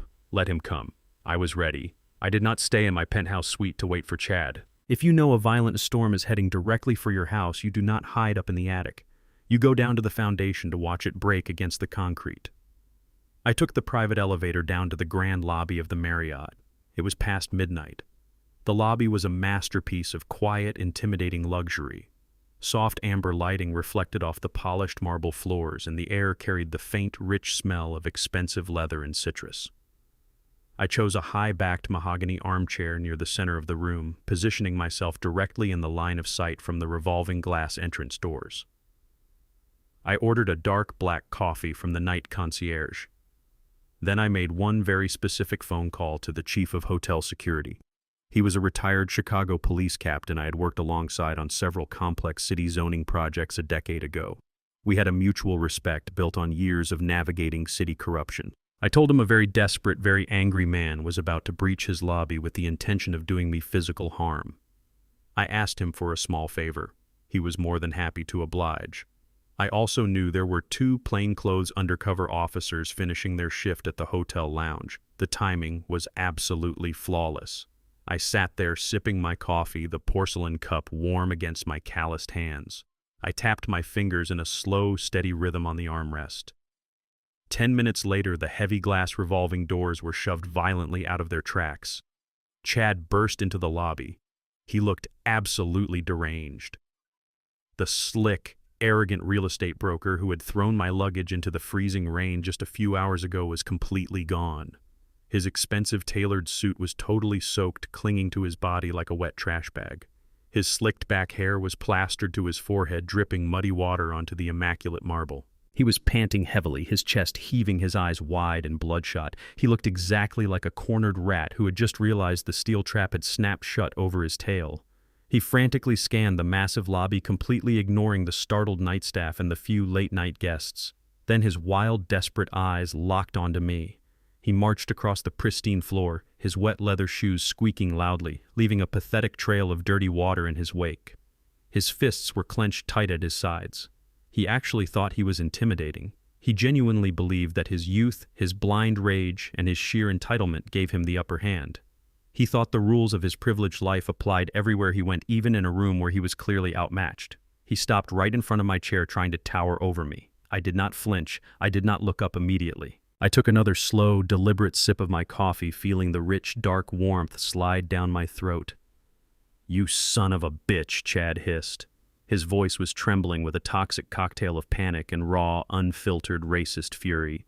"You think you are so smart. You think you can outplay me. I am going to ruin you. I am going to make sure you die penniless in a state-run facility. You are nothing but an old, uneducated thug who got lucky. You are going to call the city right now and undo this land sale. You are going to sign that dirt over to my firm, or I swear to God I will beat you within an inch of your life." I slowly placed my coffee cup down on the saucer. The porcelain clinked softly in the tense silence of the lobby. I looked up at him. He was physically shaking. His entire body was vibrating with the horrific realization that he was totally and completely powerless. "You are dripping muddy water on a very expensive rug, Chad," I said. My voice was perfectly level, barely above a whisper, carrying the weight of absolute authority. "I highly suggest you lower your voice and walk back out those doors before you make a mistake you cannot afford to pay for." Chad lost whatever tiny shred of sanity he had left. His fragile, privileged ego simply could not process the reality of an old black man speaking to him with such calm, dismissive command. He lunged forward. He slammed both of his hands down onto my side table, knocking my coffee cup over, sending the dark liquid spilling across the polished wood. "Listen to me, you arrogant old—" He started to scream, leaning his face just inches from mine, spit flying from his lips as he prepared to grab the collar of my coat. He never got to finish his sentence. I did not even have to lift my wooden cane. Before Chad could physically touch me, 3 massive figures materialized from the shadows of the lobby pillars. The retired police captain and the 2 undercover officers hit Chad with the unstoppable force of a freight train. They grabbed his arms, twisted them violently behind his back, and slammed him face first into the freezing marble floor. The impact echoed like a gunshot through the quiet lobby. Chad screamed in shock and sudden pain as a heavy knee was planted firmly between his shoulder blades, pinning him securely to the ground. "Let me go. Do you know who I am? Get your hands off me, you cannot do this," he shrieked, thrashing his legs against the marble like a spoiled child throwing a tantrum. "Sir, you are under arrest for assault, trespassing, and making terroristic threats." One of the undercover officers barked, snapping heavy steel handcuffs around Chad's wrists with a sharp, satisfying click. "You have the right to remain silent, and considering the hole you are digging for yourself, I highly suggest you use it." I slowly stood up from my leather chair. I leaned my weight onto my polished cane and walked over to where Chad was pinned against the floor. His cheek was pressed hard against the cold stone. He was gasping for air, looking up at me with eyes that finally truly understood the concept of absolute, inescapable defeat. I leaned down, bringing my face just inches from his ear. My voice was a dark, rumbling gravel. "You think just because you are a white man in a tailored suit you can walk into my life and steal what is mine?" I whispered, ensuring only he could hear the absolute finality in my words. "You thought your skin color and your real estate license made you a predator and made me the prey. But you picked the wrong generation to mess with, boy. I survived wolves 100 times smarter and 1,000 times more dangerous than you. Now you are going to bleed out in a cage." I stood back up, adjusting my coat. I nodded to the security chief, silently thanking him for his prompt service. The officers hauled Chad to his feet. He was no longer shouting, he was whimpering. All the fake alpha energy had been completely drained out of him, leaving nothing but a pathetic, broken shell of a man. They marched him through the lobby, his wet shoes dragging across the floor right out the revolving glass doors and into the back of a waiting police cruiser. The red and blue lights painted the rainy street in flashing neon. I watched the cruiser speed away into the dark city. I sat back down in a fresh chair and signaled the waiter for another cup of coffee. Chad was going to spend the night shivering in a concrete holding cell. But the real beauty of this arrest was not just the physical humiliation. It was the devastating financial bleed that was about to follow. A felony assault charge and a terroristic threat charge required a massive bail bond. Maya was currently sitting in the house I owned the land under, watching her entire fake empire collapse. In a few hours, she was going to get a desperate phone call from the county jail. She was going to have to drain the absolute last remaining pennies from their shared accounts. She would probably have to pawn her expensive wedding ring and sell her designer bags just to scrape together the 10% needed for a bail bondsman. They were already suffocating under a mountain of bad credit. They were staring down the barrel of a $15,000 retroactive rent demand and a $150,000 city demolition fee. This sudden bail money requirement was going to completely break their bank. They were about to learn what true, inescapable poverty felt like. And my legal onslaught was not even close to being finished. Chad walked out of the county jail the next morning looking like a drowned rat. I knew this because I had my private investigator parked across the street from the precinct sending me live updates. Maya had to drain the absolute last of their joint savings and pawn her diamond wedding ring just to secure the bond. Chad had spent 12 hours in a freezing concrete holding cell surrounded by the exact type of people he usually crossed the street to avoid. His tailored suit was ruined, his arrogance was severely bruised, but his nightmare was only just beginning. While Chad was sitting in a jail cell shivering, I was sitting in my penthouse suite looking over his financial portfolio. 5 years ago, when Chad was a struggling junior broker drowning in law school debt and desperately needing seed money to start his own firm, every major bank in Chicago laughed him out of their lobbies. He had a terrible credit history and zero collateral. But miraculously, a private boutique lending firm approved him for a $250,000 consolidated business and student loan. For 5 years, Chad bragged at country club dinners about his incredible negotiation skills. He told everyone how he charmed a private equity firm into backing his vision. He thought he was a financial genius. He never bothered to look up the parent company of that boutique lending firm. If he had, he would have discovered that it was a holding trust fully funded and controlled by me. I was his bank. I was his silent benefactor. I approved the loan because he was marrying my daughter and I wanted to ensure she had a stable future. But I am not a fool and I do not write blank checks without safety nets. Every commercial contract I draft comes with very specific covenants. I picked up my phone and called Graham. The morning sun was shining brightly over Chicago, a beautiful contrast to the absolute darkness I was about to drop on my son-in-law. "Graham," I said, taking a sip of my dark coffee. "Chad was arrested last night for a violent felony and making terroristic threats. I believe that triggers the moral turpitude and criminal liability default clauses in his commercial loan agreements." I could hear the smile in Graham's voice. "It absolutely does, Vince. A felony arrest constitutes a material breach of contract. The grace period is effectively voided. The entire outstanding balance of $212,000 is due immediately in full. Execute the default, Graham," which I instructed coldly. "Freeze his operating accounts, garnish his business lines, choke him out. Consider it done, Vince." Less than an hour later, I placed my wireless earpiece in my right ear. The audio feed from the house was still crystal clear. I listened to the exact moment the financial guillotine dropped on Chad's neck. He was yelling at a bank representative on speakerphone in the kitchen. His voice was shrill, cracking with absolute hysteria. "What do you mean my accounts are frozen?" he screamed. "All of them. That is my business operating account. I have payroll tomorrow. You cannot just lock my assets without warning." The bank representative sounded completely indifferent, delivering the corporate equivalent of a death sentence. "Sir, we received a court-authorized garnishment and freeze order from your primary creditor due to a severe breach of contract. Your criminal arrest last night triggered a default. Your balance is currently negative $212,000. Any incoming funds will be automatically seized until the debt is satisfied. Have a good day." The dial tone echoed through the massive kitchen. I heard Chad drop his phone. I heard his heavy, panicked breathing. "What is happening?" Maya asked, her voice trembling. "Chad, what did the bank say?" "He ruined me," Chad gasped, hyperventilating. "He was the lender. Your father was the private equity firm. He owned my business loans. He owned my student debt. He just called it all in. My accounts are locked. My credit cards are declining. I have absolutely nothing. We are completely broke, Maya. We do not have a single dollar to our names." The mansion was no longer a safe haven. It was a giant, expensive wooden box scheduled for demolition in 6 days. The city mandate was ticking down. With Chad's accounts completely frozen, the grand illusion of their upper-class wealth evaporated into thin air. This financial collapse triggered an immediate and vicious chain reaction. Richard and Beatrice, Chad's pretentious parents, were suddenly facing the brutal reality of their own foolishness. They had sold their modest suburban condo and handed all their equity over to Chad to help him leverage my property. Now that money was trapped inside frozen bank accounts, swallowed whole by the debt Chad owed to me.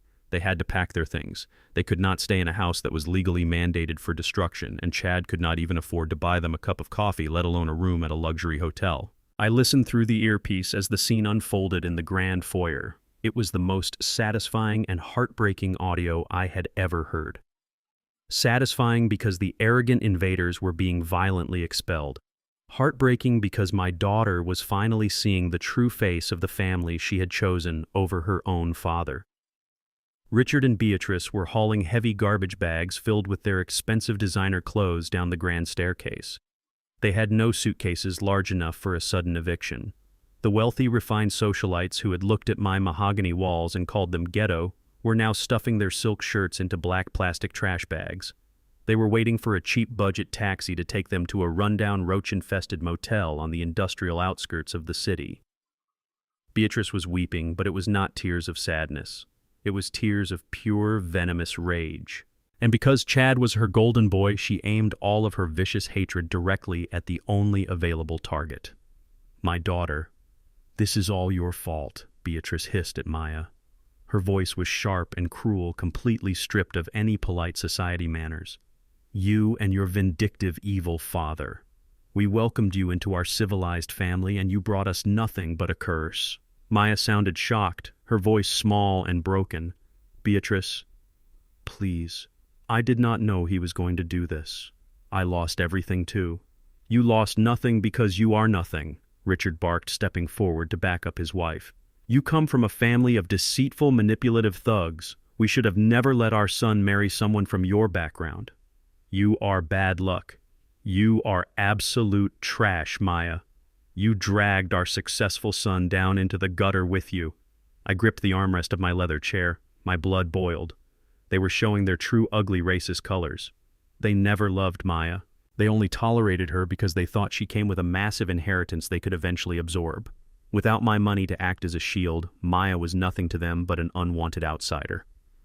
I waited for Chad to speak up. I waited for the man who took vows to protect and honor my daughter to step between her and his abusive parents. I waited for him to defend his wife, but Chad did not say a single word. He stood there in silence. He let his parents verbally destroy the woman he claimed to love. He let them hurl racist insults and blame her for a catastrophe he had entirely engineered with his own greed. He was a coward. He was a weak, pathetic boy who only cared about his own survival. "Mom, Dad, the taxi is here," Chad finally mumbled, completely ignoring the tears streaming down his wife's face. "I will call you when I figure this out." The front door slammed shut. Richard and Beatrice were gone, exiled to a cheap motel with nothing but garbage bags. Inside the quiet house, I heard Maya drop to her knees. She was sobbing uncontrollably, the deep, agonizing cries of a woman whose entire reality had just been shattered into a million pieces. She realized in that exact moment that her husband's family completely despised her. She realized that the people she had betrayed her own father for viewed her as nothing more than a racial stereotype and a financial stepping stone. She had burned down her own sanctuary to build a house on their toxic foundation, and now she was buried under the rubble. The illusion was dead. The money was gone. And Maya was entirely terrifyingly alone. The knock on my hotel room door was not loud. It was not the aggressive, demanding pounding of a man like Chad. It was a weak, trembling flutter against the heavy wood, the sound of someone who had absolutely nothing left. I was sitting by the floor-to-ceiling window watching the city lights of Chicago flicker in the cold night. I placed my coffee cup on the table and walked slowly toward the entrance. I did not need to look through the peephole to know who was standing out there in the hallway. I could feel it in my bones. I turned the brass lock and pulled the door open.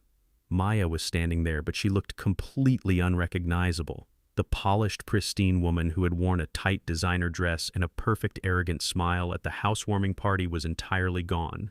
Her hair was a messy, tangled knot. Her expensive coat was wrinkled and soaked from the rain. Her face was pale, her eyes red and severely swollen from hours of crying. She looked exactly like a survivor who had just crawled out of a devastating car crash. As soon as she saw my face, her knees simply gave out. She collapsed right there in the carpeted hallway of the hotel, dropping to the floor in front of me. She buried her face in her hands and began to weep with a raw, agonizing sound that tore directly at my chest. "Dad," she sobbed, her voice cracking and breaking into a million pieces. "Dad, please. I am so sorry. Please help me." I looked down at my only child. The daughter Vivian and I had prayed for the little girl I had worked 80-hour weeks to provide for. My heart physically ached. Every instinct I possessed as a father screamed at me to reach down, pull her off the floor, wrap my arms around her, and tell her that everything was going to be fine. I had the power to make it all go away. With one phone call to Graham and one wire transfer, I could wipe out the debt, stop the demolition, and save her from this absolute misery. But I remembered the yellow excavator tearing through her mother's rose garden. I remembered the cold, blank stare she gave me when Chad kicked my duffel bag out into the freezing storm. I remembered her nodding along eagerly when Beatrice called our home ghetto. If I reached down and saved her right now, I would be saving a parasite. I would be teaching her that betrayal has no real consequences as long as you can cry hard enough when you get caught. I did not reach out my hand. I stood tall, resting my weight on my wooden cane, and looked down at her. "What happened, Maya?" I asked, my voice steady, deep, and utterly devoid of comfort. She looked up at me, her face shining with tears.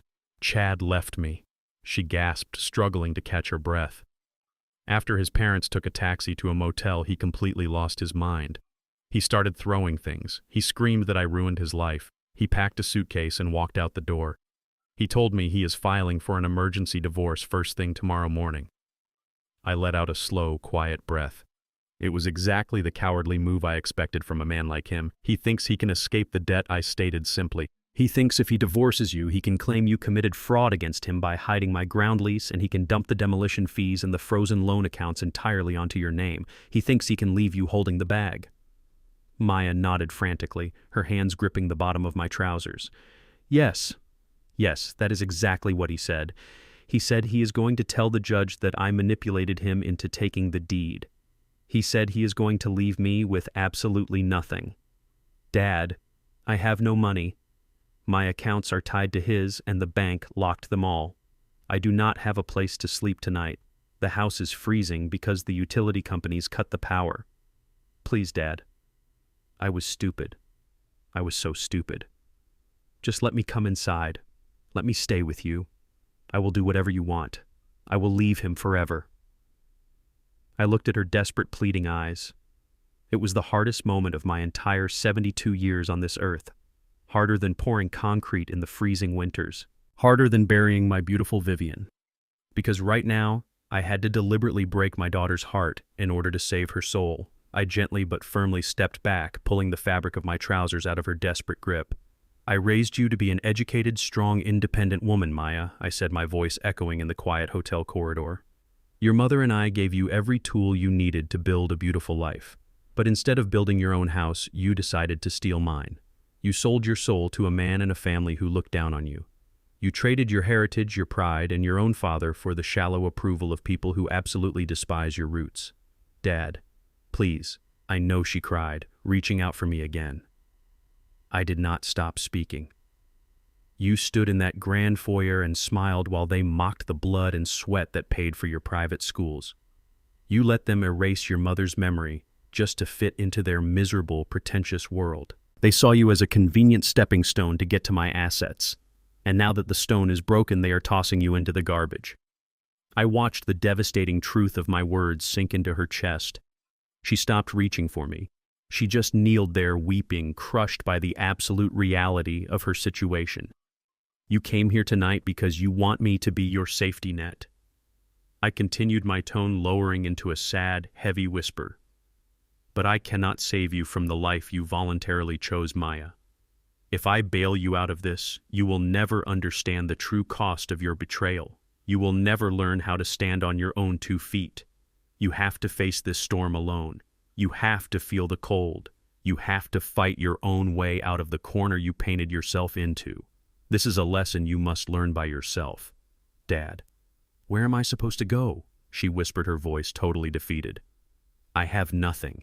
You have an education, I replied coldly. You have a brain. You will find a cheap motel or a women's shelter for the night. You will get a job. You will hire a public defender to fight Chad in divorce court. You will start over from absolute zero, just like your mother and I did 50 years ago. And maybe when you finally figure out who you really are and not who Chad Preston wanted you to be, we can have a conversation. I took a step back into my hotel room. Good night, Maya. No, wait, Dad. Please do not close the door, she screamed, scrambling forward. I did not hesitate. I gripped the heavy brass handle and pulled the solid wooden door shut. The heavy click of the deadbolt locking echoed with absolute finality. I stood in my room, leaning my forehead against the cold wood of the door, listening to my daughter sob in the hallway.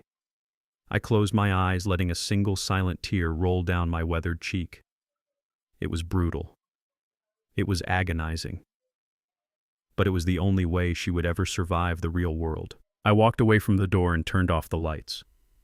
Time moves strangely when you are waiting for a long overdue execution. The next few days passed in a blur of legal updates and quiet anticipation. Chad did exactly what he promised. He filed for an emergency divorce, desperately trying to sever his assets from Maya before the city of Chicago brought down the hammer. But Graham was 10 steps ahead of his cheap public defender. Graham had already attached the business loan default and the retroactive land rent directly to Chad's primary Social Security number and his commercial broker license. There was no escape. Chad was chained to the sinking ship and the water was rising fast. Then the 7th day finally arrived. I woke up before dawn. The Chicago morning was freezing, draped in a thick gray winter fog. I put on my heavy wool coat, grabbed my wooden cane, and left the hotel.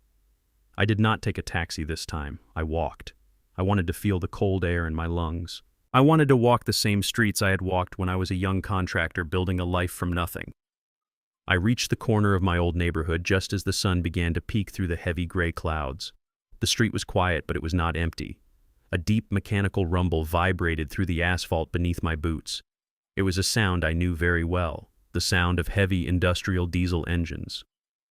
I looked down the block. The city of Chicago was not bluffing. They never bluff when a multi-billion-dollar highway project is on the line. A massive convoy of yellow municipal machinery was rolling slowly down the street. There were 2 heavy-duty excavators, a massive wrecking ball crane, and a fleet of empty dump trucks waiting to haul away the debris. Flashing amber lights cut through the morning fog, painting the neighborhood in a rhythmic warning glow. The demolition crew had arrived. The 30-day mandate had officially expired. Chad Preston had failed to move the physical structure off city property. The grace period was over. I stood on the sidewalk leaning on my cane and watched the massive yellow machines turn their heavy metal tracks, positioning themselves directly in front of the custom wood and stone sanctuary I had built 50 years ago. The final act of absolute destruction was about to begin. I did not walk the rest of the way to the house. I had a car waiting for me 2 blocks down the street.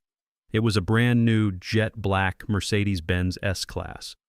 I had walked into the dealership 2 days ago and paid for it entirely in cash using a tiny fraction of the $4 million the city of Chicago had wired directly into my private holding account.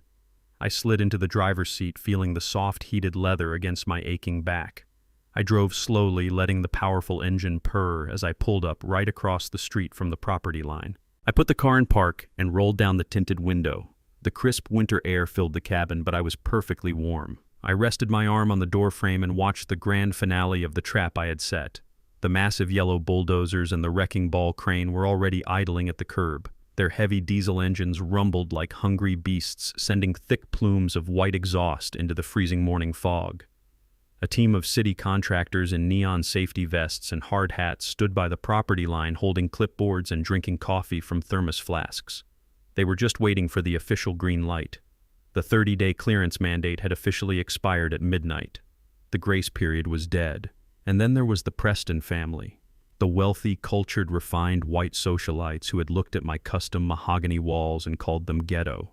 The people who had tried to erase my legacy so they could build a swimming pool. Today they were not sipping expensive bourbon on my leather sofa.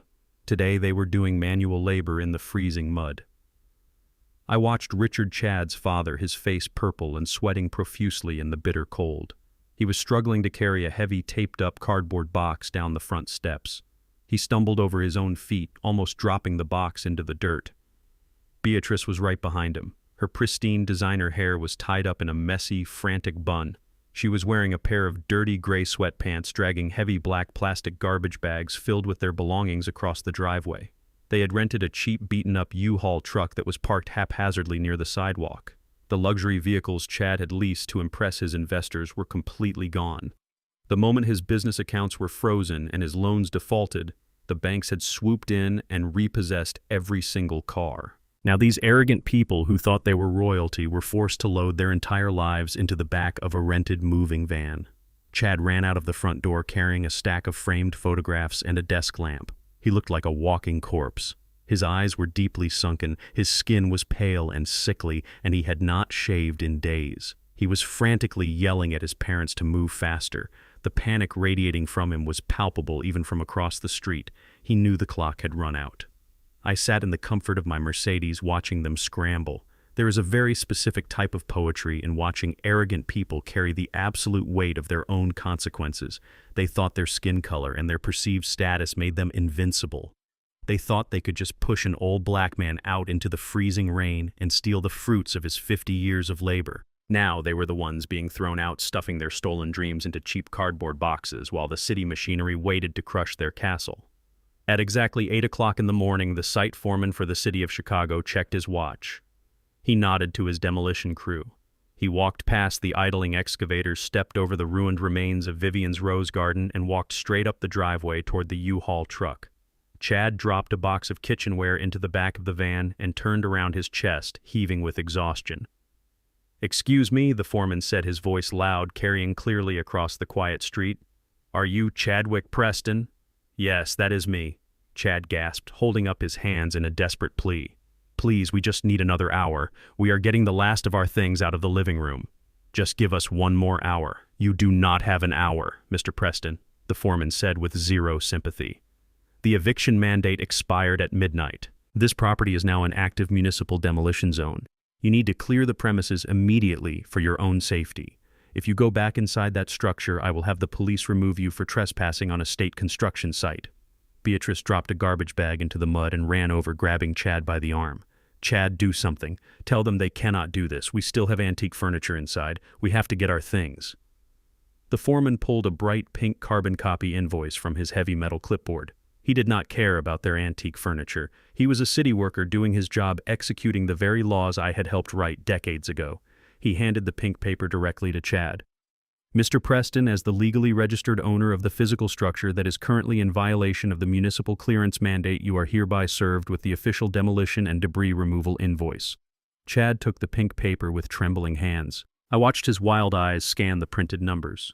I knew exactly what that piece of paper said. The base demolition fee, the hazardous material disposal fee, the heavy machinery operating costs, and the severe municipal penalty for failing to relocate a residential structure from city property. The grand total printed in bold black ink at the bottom of the page was $152,400, payable to the city of Chicago within 30 days, or it would be immediately sent to federal collections and attached as a permanent lien against any and all future earnings. It was the final lethal bullet to his financial heart. Chad's knees literally gave out beneath him.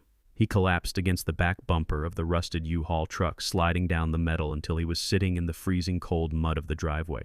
The pink invoice slipped from his lifeless fingers and fluttered onto the wet ground. He grabbed his hair, pulling violently at the roots, and let out a sound that was not quite a scream and not quite a sob. It was the agonizing sound of a man whose entire existence had just been vaporized into nothing. Richard scrambled forward and snatched the paper from the mud. He read the total amount and physically staggered backward, clutching his chest as if he had been shot. Beatrice looked over his shoulder, saw the massive debt her golden boy had just inherited, and began to wail. It was a loud, ugly, high-pitched sound of total despair that echoed down the entire street. They were completely and utterly ruined. They had no home, no money, no credit, and now they owed the municipal government a small fortune just to clean up the mess of their own greed. I sat in the heated leather seat of my Mercedes, watching the architects of my attempted destruction weep in the dirt. I did not feel a single drop of pity. Pity is reserved for victims of circumstance. Chad and his family were victims of their own monumental, blinding arrogance. They tried to bury me, but they forgot I was the one who poured the concrete. I reached forward and pressed a button on the door panel. The tinted window rolled up silently, instantly cutting off the sound of their pathetic crying. I shifted the car into drive. I had a brand new life to begin, and I did not need to stick around to watch the wrecking ball swing. As I drove away smoothly down the street, the heavy diesel excavators roared to life behind me, raising their massive steel buckets into the air, ready to turn Chad Preston's stolen mansion into a pile of worthless splinters. I did not drive far. I parked my brand new Mercedes 2 blocks away on a slight incline that gave me a clear and unobstructed view of the property line. I left the engine running, letting the soft hum of the heater keep the freezing Chicago morning at bay. I rolled the tinted window down just an inch. I wanted to feel the cold air on my face. I wanted to hear it. I needed to hear it. The heavy diesel engines of the city excavators roared to life, shaking the cold air and vibrating through the asphalt all the way to my car tires. The wrecking ball crane positioned itself in the center of the ruined lawn. The massive steel sphere hung suspended for a fraction of a second against the heavy gray sky before gravity and raw mechanical power pulled it forward. The heavy iron slammed directly into the front facade of the house. The sound was absolutely deafening. It was a violent, thunderous crack of splintering timber and shattering brick that echoed down the entire street. The custom mahogany archways that I had painstakingly carved and sanded by hand folded inwards like cheap wet cardboard. The beautiful southern bay windows, the exact spot where Vivian used to sit wrapped in her favorite blanket to watch her roses bloom, shattered into thousands of tiny, glittering pieces that rained down onto the freezing mud. The yellow excavators moved in immediately after the first strike. Their heavy steel buckets tore the roof apart, ripping violently through the Brazilian walnut floors. Those were the exact same floors Chad had stood on while he arrogantly threw my luggage into the freezing rain just days ago. As I watched the walls cave in, a sudden sharp ache bloomed in the center of my chest. It was not regret, and it was not second-guessing, but it was a profound, heavy sorrow. You cannot build a sanctuary with your own two bare hands, pour your literal blood and sweat into the foundation, and watch it be pulverized into dust without feeling the shock waves rattle your own bones. I saw the eastern wall of the living room collapse into a massive cloud of white drywall and broken splinters. That was the wall where Vivian and I used to measure Maya as she grew up. I vividly remembered taking a small pencil and making tiny hopeful marks on that specific doorframe every single birthday. I remembered the smell of Vivian baking sweet potato pie in the kitchen that was currently being crushed by a 30-ton machine. I remembered carrying her across that very threshold on the day we finally finished the construction. We were young, black, and exhausted, but we were incredibly proud. We had built a fortress of love in a world that constantly tried to tear us down. For a moment, the thick dust cloud rising from the rubble looked like a ghost of the life I had lost. My calloused hands gripped the leather steering wheel so tightly that my knuckles turned ash gray. I was watching 50 years of my personal history being violently erased from the face of the earth. The home where I had experienced my greatest joys and my deepest, most agonizing grief was turning into a pile of worthless debris before my eyes. But the moment of grief passed as quickly as the bitter winter wind blowing through the crack in my window. I took a slow, deep breath, letting the freezing air fill my lungs and clear my mind. I looked at the broken timber and the shattered bricks being scooped up by the machines, and I realized a fundamental, undeniable truth. The house was not my history. The house was not Vivian. The house was just wood, stone, glass, and metal. The true living soul of that home was the absolute unconditional love my wife and I had shared inside those walls for decades. And that soul had been violently evicted the exact moment Maya stood by with her arms crossed and watched her arrogant husband throw me out into the dark. The sanctuary had been completely tainted the second Beatrice and Richard Preston walked through the front door and called our heritage ghetto. They had infected the sacred space with their racism, their blind entitlement, and their bottomless parasitic greed. Leaving the house standing with them inside it would have been the ultimate disrespect to Vivian's memory. It would have been a monument to their theft. Watching the heavy municipal machinery grind the structure into absolute nothingness was not a destruction of my past. It was a cleansing. I was burning the infected crop to save the soil underneath. The memories of my beautiful wife were safe inside my heart, completely untouchable by the likes of Chad Preston or his horrific parents. They could never steal what Vivian and I had built because the real foundation was not made of concrete. It was made of loyalty, something they knew absolutely nothing about. Let them have the dust. I sat in the quiet luxury of my car until the roof completely caved in and the house was reduced to nothing but a flat, chaotic mountain of trash.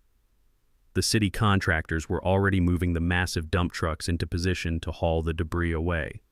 The physical evidence of Chad's massive failure was being scraped off the earth, leaving him with nothing but a devastating municipal demolition bill. My phone buzzed in the center console, breaking the steady rhythm of the diesel engines outside.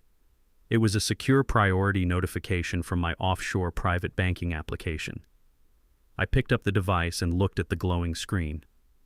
The $4 million wire transfer from the City of Chicago Department of City Planning had officially cleared the final escrow hold. The funds were fully deposited, liquid, and immediately available in my primary holding account. I stared at the massive string of numbers glowing on the screen. $4 million in pure cash. Added to the considerable wealth I had already accumulated and hidden over my 40-year career, it was a weapon of absolute, untouchable freedom. Chad and his pathetic family were currently standing in the mud somewhere on the other side of town, completely broke, homeless, and drowning in a $150,000 demolition debt that would garnish their wages for the rest of their miserable lives. Maya was out there wandering the city alone, desperately learning the brutal, freezing cost of her betrayal. But me, I was sitting in a heated leather seat with a completely clean slate and a fresh fortune in the bank. The heavy burden of the past had been literally demolished, paving the way for a brand new future. I did not want to just sit on this money. I did not want to quietly fade away into retirement like society expects old men to do. I had survived the worst betrayal a father could possibly endure, and I had come out the other side infinitely stronger. I had a very specific, very grand plan for exactly how I was going to spend this new fortune. a plan that would honor Vivian's true legacy and ensure that our name meant something powerful long after the dust from this demolition settled. I put the car in drive, the engine responding with a smooth, powerful purr. I did not look back in the rearview mirror at the empty lot. I rolled the window up, sealing out the noise of the wrecking ball, and drove away from the wreckage, steering my car straight toward the heart of downtown Chicago. Chad Preston was a rat on a sinking ship, and rats always look for the quickest way off, even if it means drowning whoever is standing next to them. Just 48 hours after the city of Chicago turned his stolen mansion into a pile of worthless splinters, Chad marched into the county courthouse and filed an emergency petition for divorce. He wanted to sever all legal ties to my daughter before the financial shockwaves completely shattered his life. In his desperate, cowardly mind, he thought he could use the family court system to escape the massive debts closing in on him. He planned to argue that Maya had deliberately deceived him about the ground lease, hoping a sympathetic judge would dump the $150,000 demolition fee and the defaulted business loan squarely onto her shoulders. He wanted to leave her holding the bag while he walked away clean. But Chad severely underestimated the man playing chess against him. He was playing checkers while my lawyer Graham was already 3 checkmates ahead. When you spend decades building commercial structures, you learn to reinforce the load-bearing walls before the storm even hits. I had instructed Graham to anticipate Chad's cowardice from the very beginning. Before Chad even printed the divorce papers, Graham had already legally pinned every single ounce of that debt directly to Chad's primary Social Security number and his specific commercial real estate broker license. The structural deed he signed on my dining room table was not a joint marital asset. Graham had carefully structured the transfer so that Chad assumed the primary liability as the licensed professional overseeing the transaction. When Chad stood before the divorce judge, his cheap public defender tried to argue that the municipal fines and the private equity default should be split evenly or shifted entirely to Maya. The judge took one look at the ironclad documents Graham had filed with the county clerk. The judge practically laughed in his face. The court ruled that Chad, as a licensed real estate broker, was solely responsible for his failure to perform basic due diligence. The debt was entirely his. The divorce was granted, but the financial chains remained locked tightly around Chad's ankles. The collapse of Chad Preston was swift, brutal, and absolutely spectacular to witness. The city of Chicago does not play games when it comes to unpaid municipal fines. When Chad failed to produce the $150,000 for the demolition, the city immediately placed a massive lien on his brokerage firm. At the exact same time, my holding company seized the remaining assets from his defaulted business loan. The double impact completely obliterated his company. His office doors were padlocked, his remaining junior agents abandoned him. But the real death blow came from the state licensing board.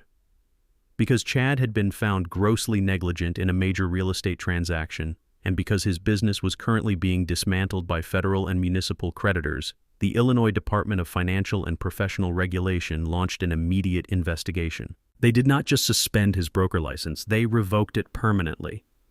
The arrogant man who loved to brag at country club dinners about his brilliant acquisition strategies was officially banned from ever selling a single piece of real estate in the state again. He lost his company. He lost his license. He lost his entire identity. With no income and a mountain of insurmountable debt, Chad had no choice but to walk into a federal courthouse and declare absolute personal bankruptcy. He was reduced to nothing. The alpha male was dead buried under the rubble of his own greed.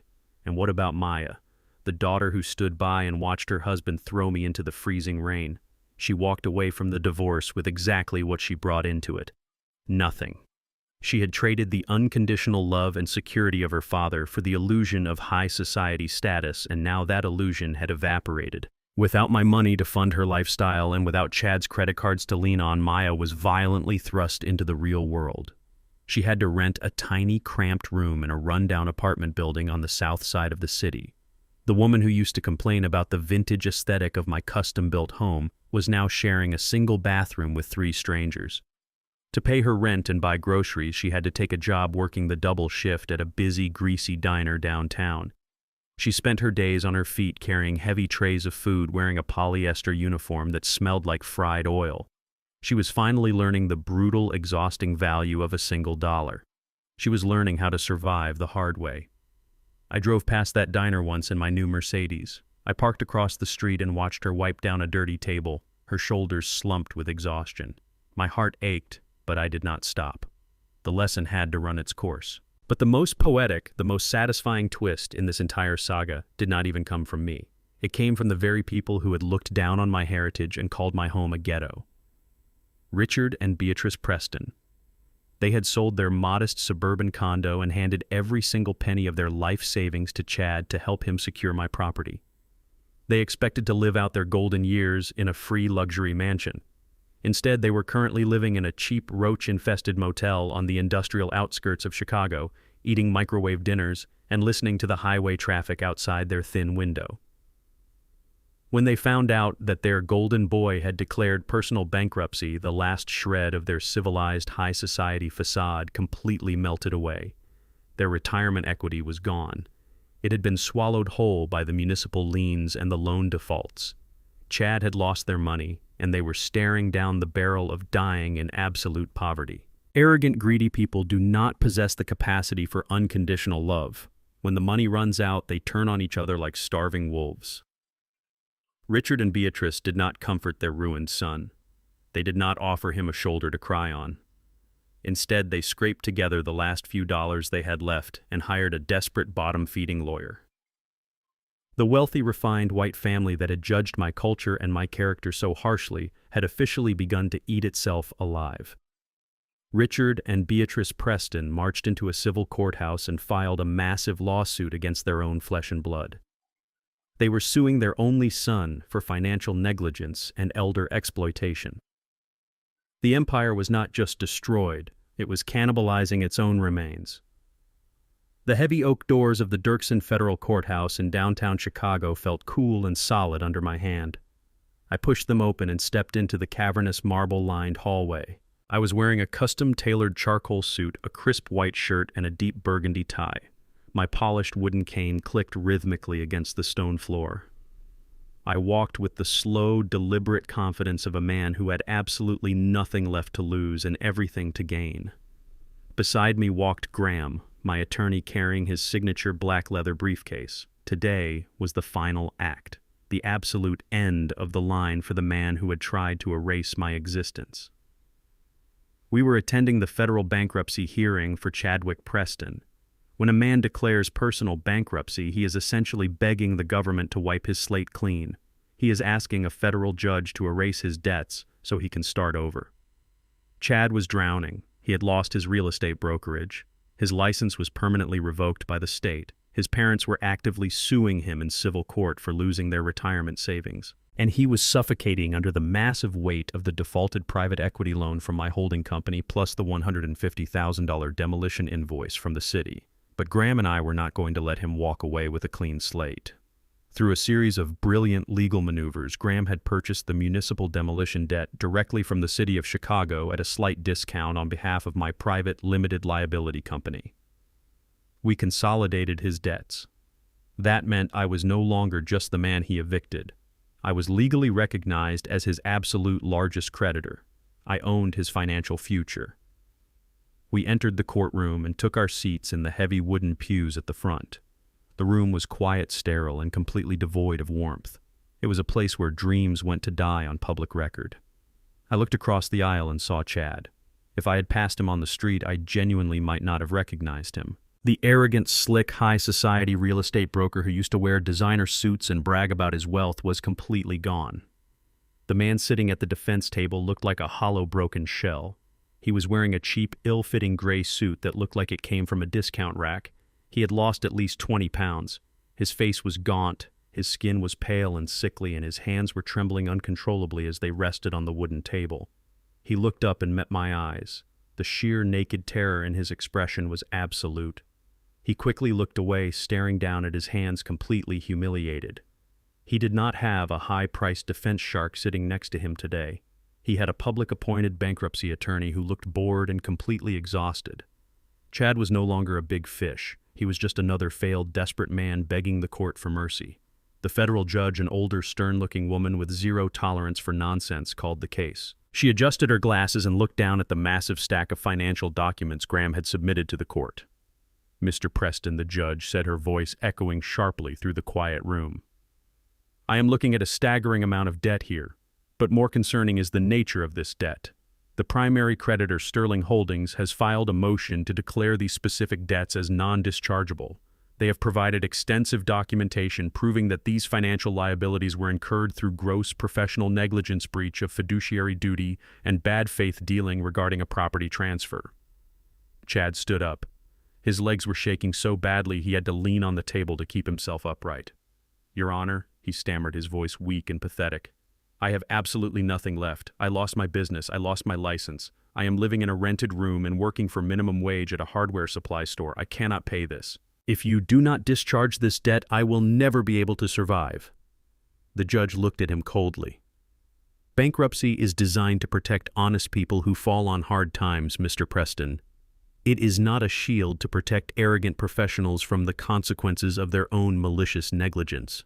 The judge called for a brief 15-minute recess to review the final addendums Graham had submitted.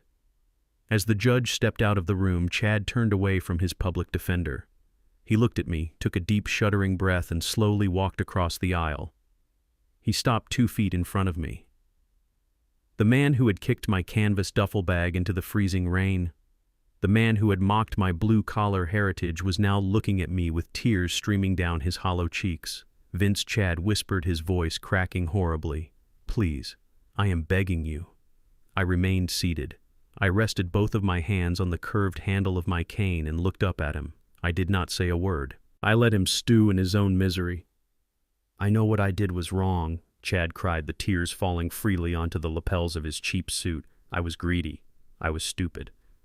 I was trying to impress my parents and my investors, and I ruined my entire life. I have lost everything, Vince. My wife is gone. My parents hate me. I do not have a career. I do not even have a car. Please, I am begging you as a human being, drop the claim. Withdraw the $150,000 demolition debt. Withdraw the loan default. If the judge attaches this to my record today, my life is completely over. I will be paying you until the day I die. Please just have some mercy." He was openly weeping in a federal courtroom. He had been completely stripped of his pride, his status, and his fake superiority. He was a broken child begging for a lifeline. I looked at his tear-stained face. I thought about Vivian's rose garden being crushed by the excavator. I thought about the way he stood in my living room and laughed at me. I thought about the cold, bitter rain hitting my face the night he locked me out of my own home. I slowly stood up. I straightened my suit jacket, looking him directly in his bloodshot eyes. My voice was deep, calm, and as cold as a Chicago winter.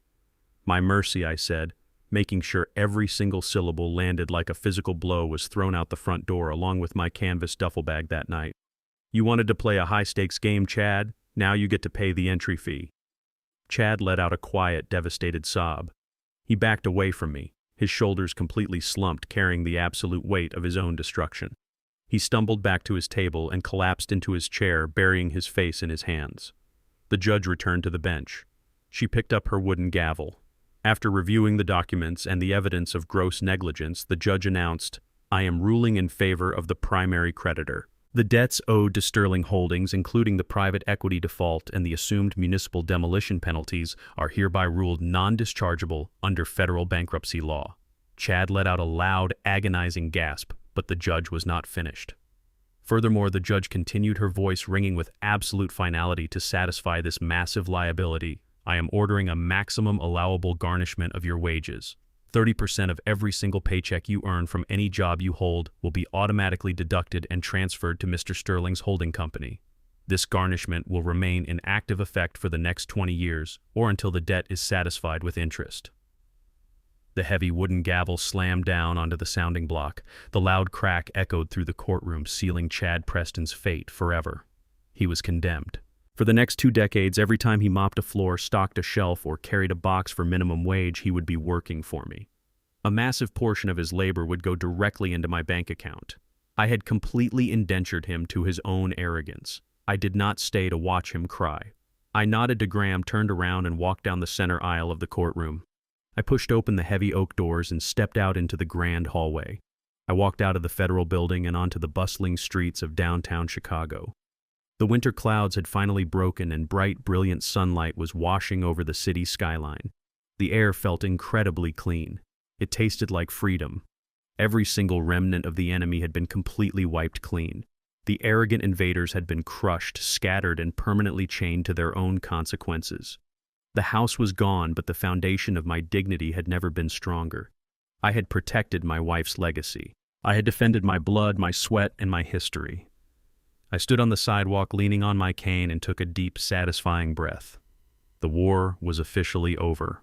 I had won. And as I walked toward my waiting car, I smiled, ready to finally turn the page and write a brand new chapter.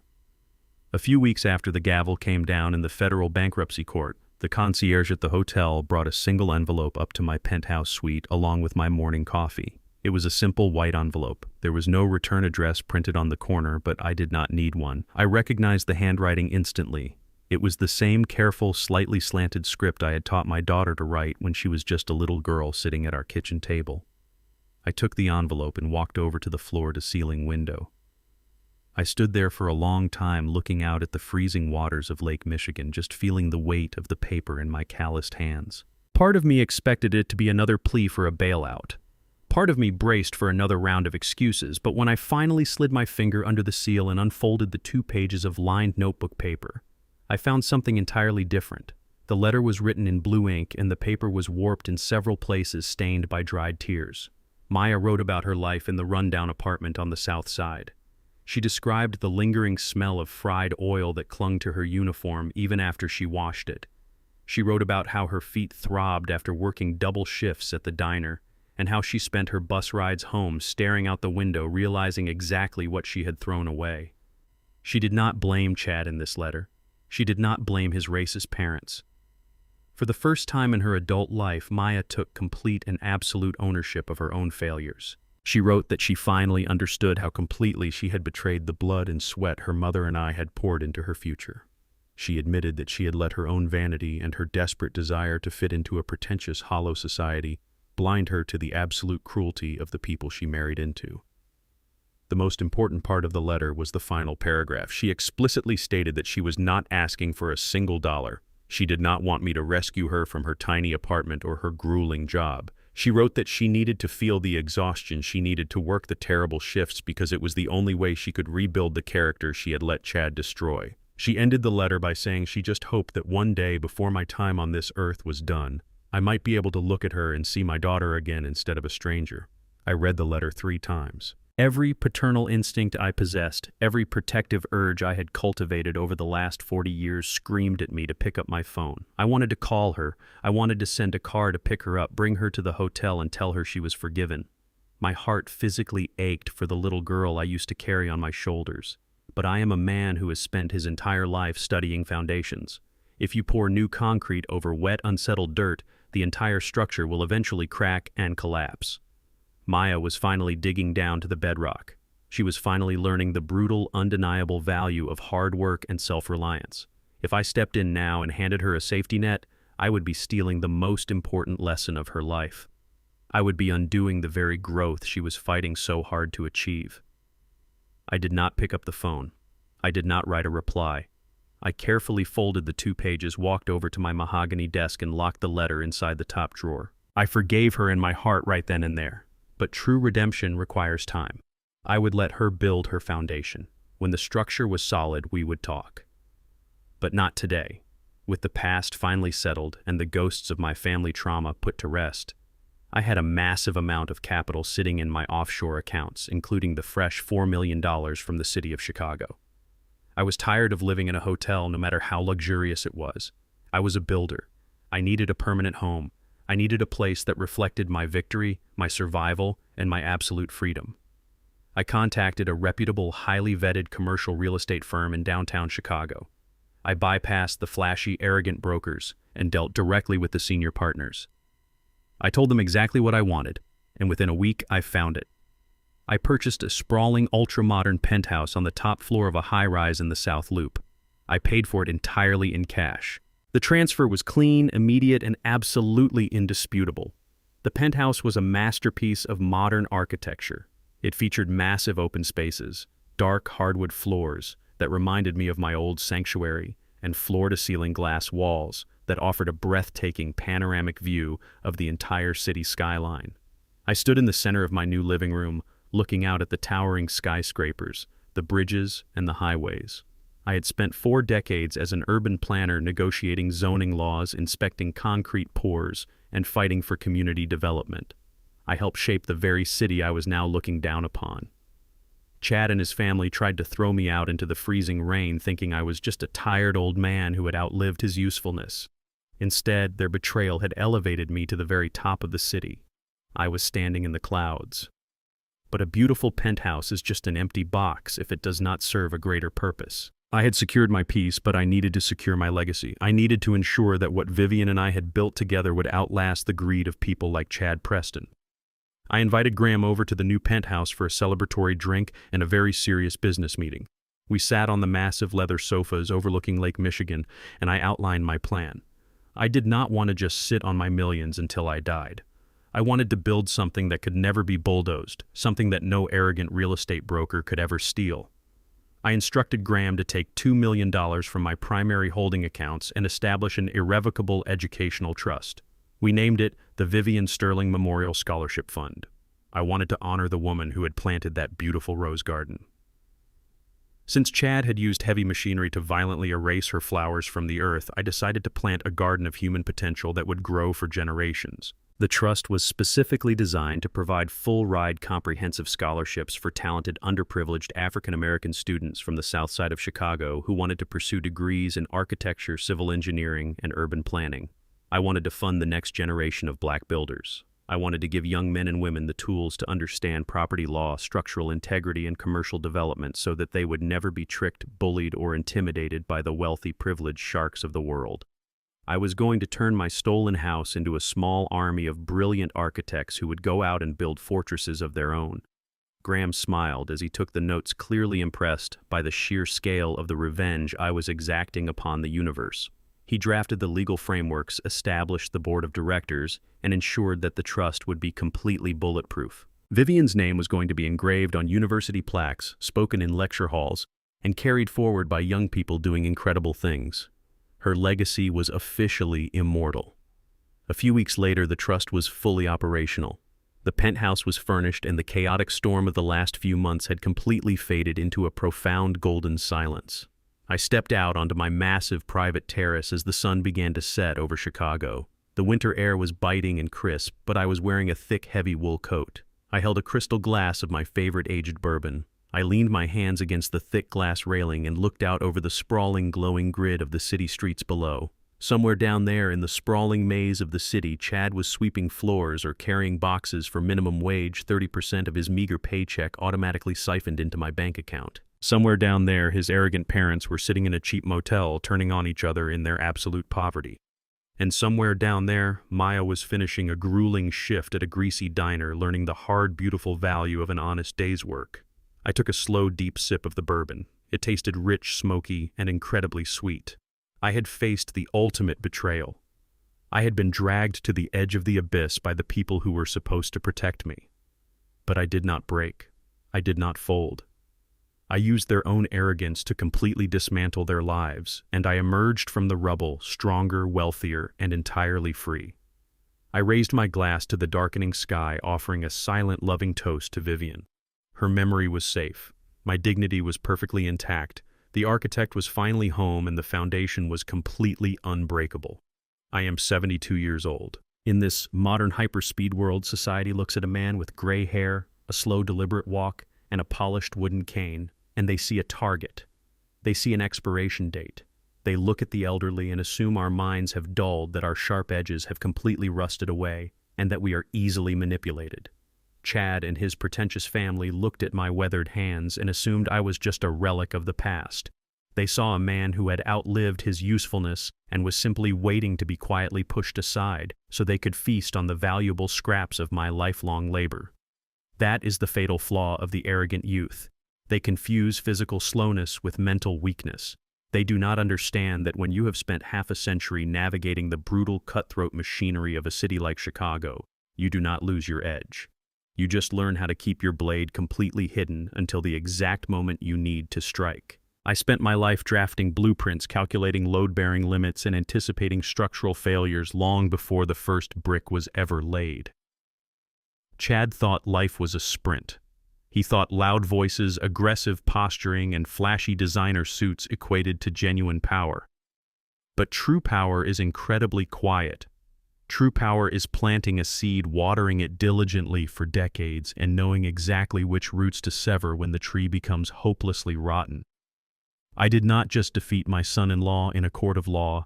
I gave him a brutal masterclass in the very reality he falsely thought he owned, and in doing so, I liberated myself from the heaviest burden a man can ever carry. The crushing expectation to endlessly provide for those who absolutely refuse to respect the hands that feed them. For years, I had allowed my unconditional love for Maya to blind me to her growing entitlement. I thought my job as a father was to constantly absorb the shockwaves of her bad decisions. But protecting someone from the consequences of their own actions does not save them. It merely delays their destruction. Tearing down that house, liquidating Chad's entire existence, and forcing Maya to stand on her own 2 feet was the ultimate act of tough love. It was a violent amputation of a toxic limb necessary to save the rest of the body.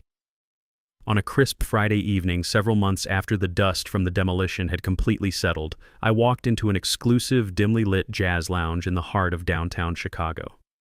This was not a place for loud, desperate real estate brokers trying to impress each other with leased sports cars and fake watches. This was a true institution. The air was thick with the smooth, soulful sound of a live saxophone and the rich, comforting scent of aged oak and expensive cigars. I made my way to a private circular leather booth tucked away in the back corner of the room. Waiting for me were 3 men who had been my brothers in arms for over 40 years. Marcus, a retired Superior Court judge, Silas, a former union boss who practically built the electrical grid of the South Side, and Elias, a brilliant commercial architect who had partnered with me on dozens of major city projects. We were old men now. Our hair was white, our joints ached when the winter snow fell, and we all carried the invisible heavy scars of a lifetime spent fighting for our piece of the American dream. But as I slid into the booth surrounded by my true peers, I felt an incredible surge of absolute vitality. Silas signaled the waiter, an older gentleman who knew exactly what we required without a single word being spoken. He returned moments later carrying a bottle of vintage, highly allocated French wine. The kind of bottle that costs more than what Chad Preston used to make in an entire month. We did not drink it to show off. We drank it because we had survived the hardest decades of this country, and we had earned the right to taste the absolute best the world had to offer. The waiter poured the dark crimson liquid into our crystal glasses. I picked up my glass, feeling its heavy, elegant weight in my palm. Elias looked at me across the table, a deep, knowing smile playing on his lips. He raised his glass first. To Vincent, Elias said, his voice deep and smooth, carrying perfectly over the sound of the jazz band. "The only man I know who can tear down a multi-million-dollar mansion, bankrupt a corporate shark, and build a permanent legacy all before his morning coffee." We all laughed. It was a rich, genuine sound that came from deep within our chests. It was the laughter of men who had seen it all and walked away victorious. I raised my glass to meet theirs. The crystal clinked together in the center of the table with a bright, clear resonance. "To survival," I replied, "and to the absolute magnificent freedom of cutting the dead weight loose." I took a slow sip of the wine. It was complex, layered, and incredibly smooth. I leaned back into the tufted leather booth, letting the music and the warmth of the room wash over me. For the first time in my entire adult life, I felt completely untethered. I was no longer the exhausted father trying to buy the loyalty of a daughter who had lost her way. I was no longer the invisible bank account funding the ungrateful arrogance of a pretentious son-in-law. I was simply Vincent Sterling, a master builder who had successfully demolished the ultimate betrayal and built a brand new empire on top of the rubble. My legacy was eternally secure. My wife's memory was beautifully immortalized in the scholarship fund that was already changing the lives of young, brilliant black students across the city. The storm was finally over, and the sunset was absolutely beautiful. Age does not equate to weakness, and silence should never be mistaken for surrender. When greed blinds people, they often underestimate the architects of their own existence. Family is a title earned through respect and loyalty, not a weapon to be wielded for financial gain. The greatest mistake the arrogant make is believing that power only belongs to the loud. In truth, the most devastating checkmates are planned quietly over time by those who have weathered the hardest storms. Never evict a builder from his own foundation. He knows exactly which pillars to pull to bring the roof crashing down on your head. If you enjoyed this story, let me know what you think about how Chad and his arrogant family got exactly what they deserved in the comments below.